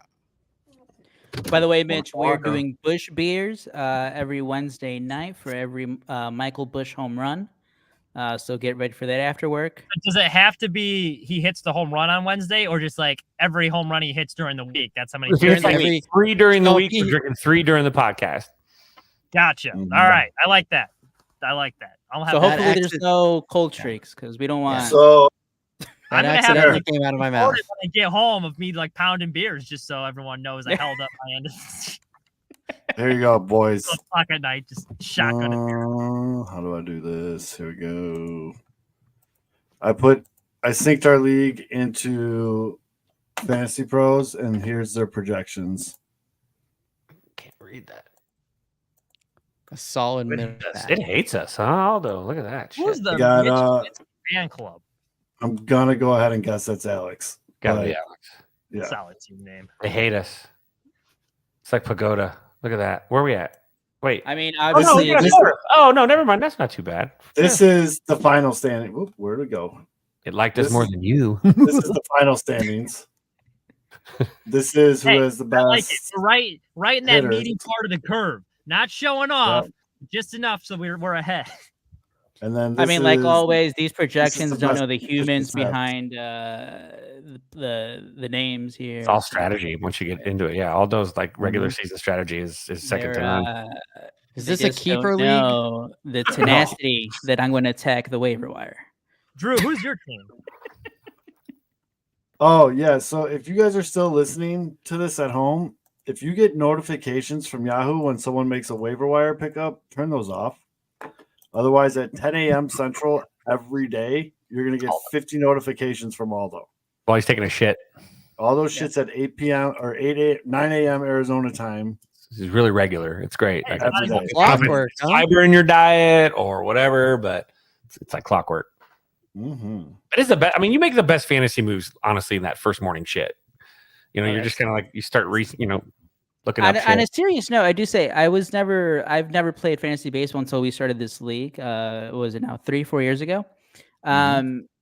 For anyone who's like, it's too much, I'd say give it a try because it does give you a better. You follow the whole league. Yeah, it gives you a better perspective of like how guys are doing around the league, and I think that is good. If you follow baseball, it's a good thing. And really, too, it's kind of like fantasy football. If you want to be good, you should look at it every day. But really, all you have to do is just set it like once a week. Like beginning of the week, you go through, you set your lineup to see who doesn't play. It's not like a huge time commitment like everyone thinks. Yeah, I was always in that belief. It's like, oh man, this is way too much. There's too many players. I'm going to do this every day. Like, nah, it's not that. That's not that big of a deal. So let's do this. Yahoo also has its projections. So let's see what Yahoo projected for us. Oh, it doesn't do it here. Oh yeah, here we go. No, it doesn't do projected. You got to wait till the draft finalizes. We still got 5 minutes till that happens. Oh, okay. Because usually, like in football, it does it like instant. No, you got to wait till the draft finalizes. Oh, yeah, we have waiver budgets too. All those that was for Aldo. That was money. Oh no, that was the Aldo rule. Yeah, there's waiver budgets, dude. Everybody's got a hundo to play with. Oh, what? Oh no! I was in a fantasy league like that. We didn't have that last year. Yes, we did. Yeah, we did. Yeah, we did. That was the Aldo rule. That was the Aldo rule. If you look at the standings, you can see how much everyone's like spent. Yeah, you were getting pitchers that no one heard of for $1 a pop. There's no chance. I made like 10,000 moves. Well, like you didn't have to waiver anything, but like if two people had like the highest bid. Oh, okay. I never did that. I just waited until the day after because no one paid attention. Yeah, right. And there's like 20. I think you have like 20 moves a week or something like that. Like I think or something like that. I was about to say, like, man, I don't know how my app was working, but I got around that. Like, has everyone like had like around like 27, 30 moves a year? There's like one that was like 56, and then Aldo was like 216 or something. It was like insane. Oh wait, don't I need to change that thing? What do I need to change now that the draft's over? Season length. Oh, the season length. Yeah. So what did that? Move it 1 week before the playoff weeks. 8 teams, week 22, 23, and 24 instead of 23, 24, 25. And Sunday, September 22nd. Yeah, make that the last week, the championship week. Okay. Anything else I need to change on here? Playoff reseeding, no. Divisions, no. Do you want to change any of the stats? I mean, we got Can I do You that? can't change the stats after the draft. So we've got. Do we want to change maximum player acquisitions? Nah, we want to leave that open. See that open. This is let a free it margin. ride. Come on, we're a players league. We want players on our team. Waiver Yeah. standard. Why do you hate players? Yeah, why? Yeah, in the family. No, I Wait, you just want a hate salary kids- cap now? I hate the kids like you do. Now that he's Well, you ignorant. kind of do have a Now salary he's cap a with this waiver wire. Not really. It didn't Hey, come into play at all. so for those of you that like to place responsible wagers, World Series champions are 0-5 on the last 5 opening days. So Cubs money line, let's go. That's right. And then Fox Sports MLB did a fan poll on who's going to win the divisions. Rangers AL West, Royals AL Central, They made all those flashy moves. That's the trendy pick. Orioles AL East, and then Dodgers, Cubs, Braves. But Royals, They won the offseason. They had all those trendy. They had all those trendy moves. They shipped everything they didn't want to Chicago. I do think they'll be better. I still don't think they're. No. I think that's the third place team in that division. So That was more mean. That was more mean than the attendance thing. Nobody said a word. Attendance jokes are bad. So you a bag of dicks, basically. Earlier, Mitch, I made a comment about the Miami Marlins attendance, and then apparently I can't go on the south side of Chicago. sounds about I just know he made a comment about that Marlins attendance. Now Straight. just said attendance jokes suck. They do And then suck. it turned into a whole big thing. So can And I he still refuses to try and smuggle a gun in his I have a belly lot fat, to which is catch up fucking on that. I mean, Can I although still pissed me can off. I still come hang out with you tomorrow, Zoe? Oh yeah, you'll know. Oh, what when do you I'm mean? actually No, are you going to meet him at his work? Zoe's working tomorrow. Zoe has that clip like as just saved on his phone. He's like, you guys hear this? You going to go to the office? You going to meet him at the office? Swarm. Meet Zoe at the office, right? It's not like I'm gonna Right? wear like Yes. Right. it's not like I'm gonna wear. If anyone I work with is still watching the show 2 hours and 20 minutes into it, Like your work best your friend. dedication is amazing. Same. Let's hope little Zoe doesn't. You will be hanging out with some guy dressed as a ninja tomorrow at the game. Yeah, I put a 30. I don't think I'm going to the game. I don't think I'm going in either. We'll see. Tommy, you have to get there. You have to get the tailgate really early. Show up, take a picture, and be like, more Cubs fans at White Sox opening day than White Sox fans. Good point. Yeah. No, I will not be doing that because I'm trying to make friends. And do that- also on April White Sox 3rd, loves busting balls. on Wednesday, April 3rd, I'm going to be doing the Red Line doubleheader. I'm going to the Sox game at 1 and then the Cubs game at 7. So anybody would like to join me at either stop, by all means. Sounds And good. then a Andy. hush comes over the Are you crowd. going to stop and eat at Uncle Bud's in between to make sure you have sustenance and nourishment? It's way out of the way. Oh, shit. I was trying. I know, He's got a but pregame at an Uncle Bud's to make sure he Oh, hasn't. Yeah, pretty. I'll help him on that one. Yeah. I'll just Uber Eats it to myself or help- DoorDash it. There you go. I mean, Wings and Rings is right there. That's a block away. DoorDash is That no gonna be good anymore. expensive. They don't sponsor NASCAR anymore. I'm boycotting. Good point. Good point. Good point. That's a great point, Mitch. Got priorities. I think People the realize draft Is there is a now big fun reason to why watch. they just drop out as a $20 sponsor? to get food delivered to your house, so they're going out. They're losing money. The It is draft really is tough, finalized. I mean, especially if you like McDonald's DoorDash to your house. I mean, like, come on now. There's only one good explanation to get DoorDash, and that's if you're hammered. Otherwise, you shouldn't do it. Or you're cripplingly hungover. Yeah, okay. Well. Those are two very useful moments, too, for that. Hey, Mitch, how about that clinic on Sunday, huh?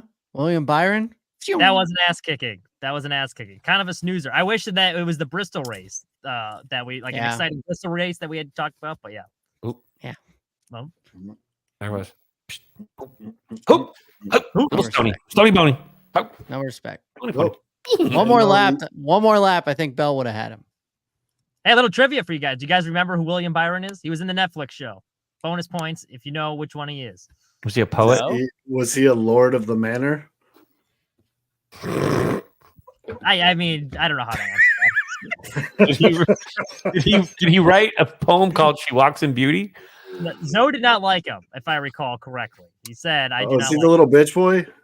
Well, there's a couple little bitch boys in my opinion, but it depends which one you're talking about. No, the one that I like Joey. I don't think Joey's a little bitch boy. I think the one that played video games and yes, that's how he got into racing. Yeah, he kicked everyone's ass this weekend. Oh no! Where did we get that? That's a pretty good one. I ain't gonna lie. Even though pedophile Pete had to give his stupid opinion on it. Do you guys want to do a NASCAR minute? Dude, I don't know. Should we? Is the race? If you can rip it, It's not my thing. All right. You know what? Fuck it. Rip it.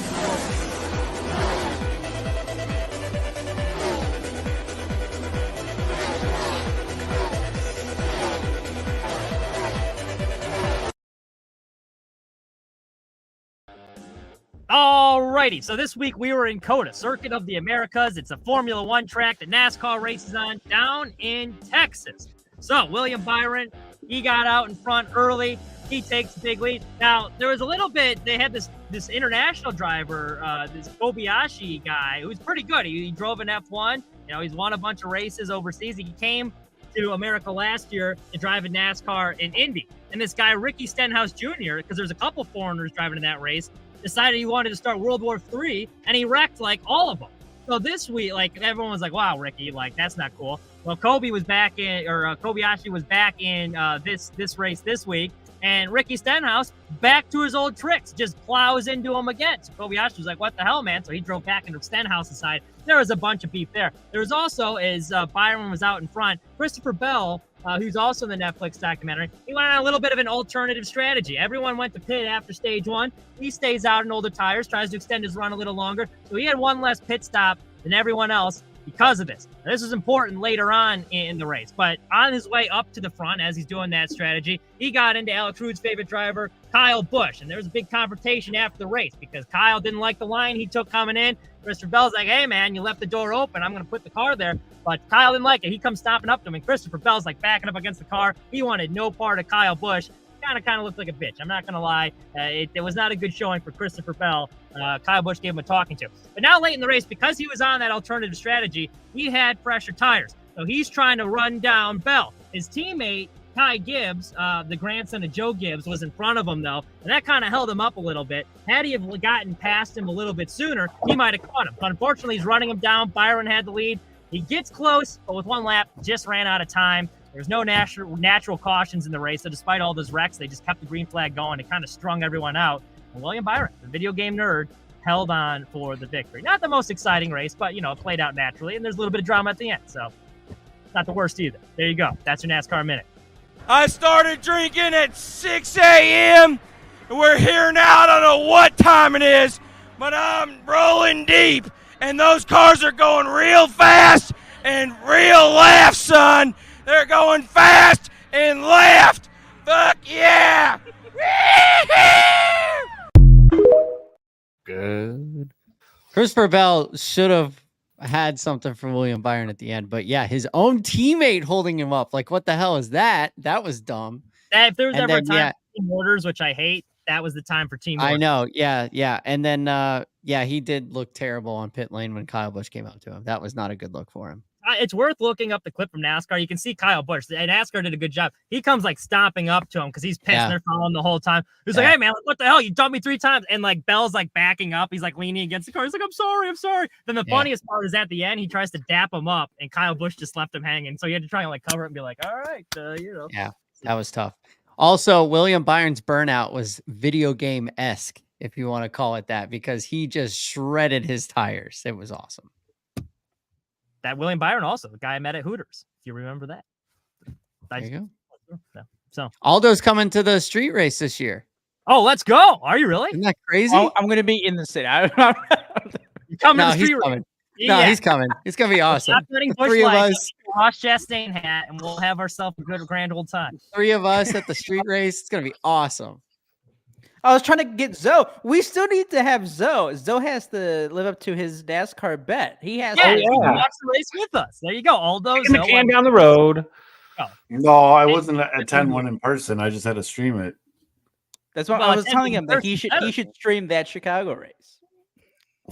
I'll join you on that one, Zoe. You two can stream it, and me and Tommy and Aldo will be pounding Busch Lights in the bleachers. We'll look for you. To the left and right. No. Go general admission. Go general admission so you can walk around. I already bought my seats though. I was in general admission last year, and I ain't gonna lie, it kind of stunk. Well, you didn't do it right. To get my spot. It was terrible. You damn general admission plebes. Didn't do it right. Pinky out, bud. Right. I actually have to get back in the office. They're getting concerned. Like, bitch, where are you at? You get shot? Because I was only 2 days, so I have to head back in and work on my morning recut. You know, the morning people, they can't write their own material, so we got to rewrite our show. Oh yeah, put them on blast. Put them on blast. Oh yeah, put them on blast. You should there because they look good. That's it. Yeah, right. I guess it's not a news happening at like 2 a.m. So, but yeah, gentlemen, pleasure as always. I'll hopefully be on longer next week. So good job with the draft. Gonna kick some ass, take some names here. We will see, buddy. See you, all right, kick rocks, Mitch. We can do this. It looks like in a couple weeks. By the way, I gotta save that. We'll tuck that in for next week. At the 2 hour and 30-minute mark on the head. I think this is a good place to put a bow on this. Way past my bedtime. It's a train in the morning. Shit. All right. So for Tom, Fitz, Aldo, I'm Zoe. Thank you for everybody that was in the fantasy league. Congratulations again to Andy. Hope you have a great time at opening day tomorrow. Maybe you see me, maybe you don't at the Bums tailgate. But ladies and gentlemen, it's fucking baseball season. We'll see you guys next week.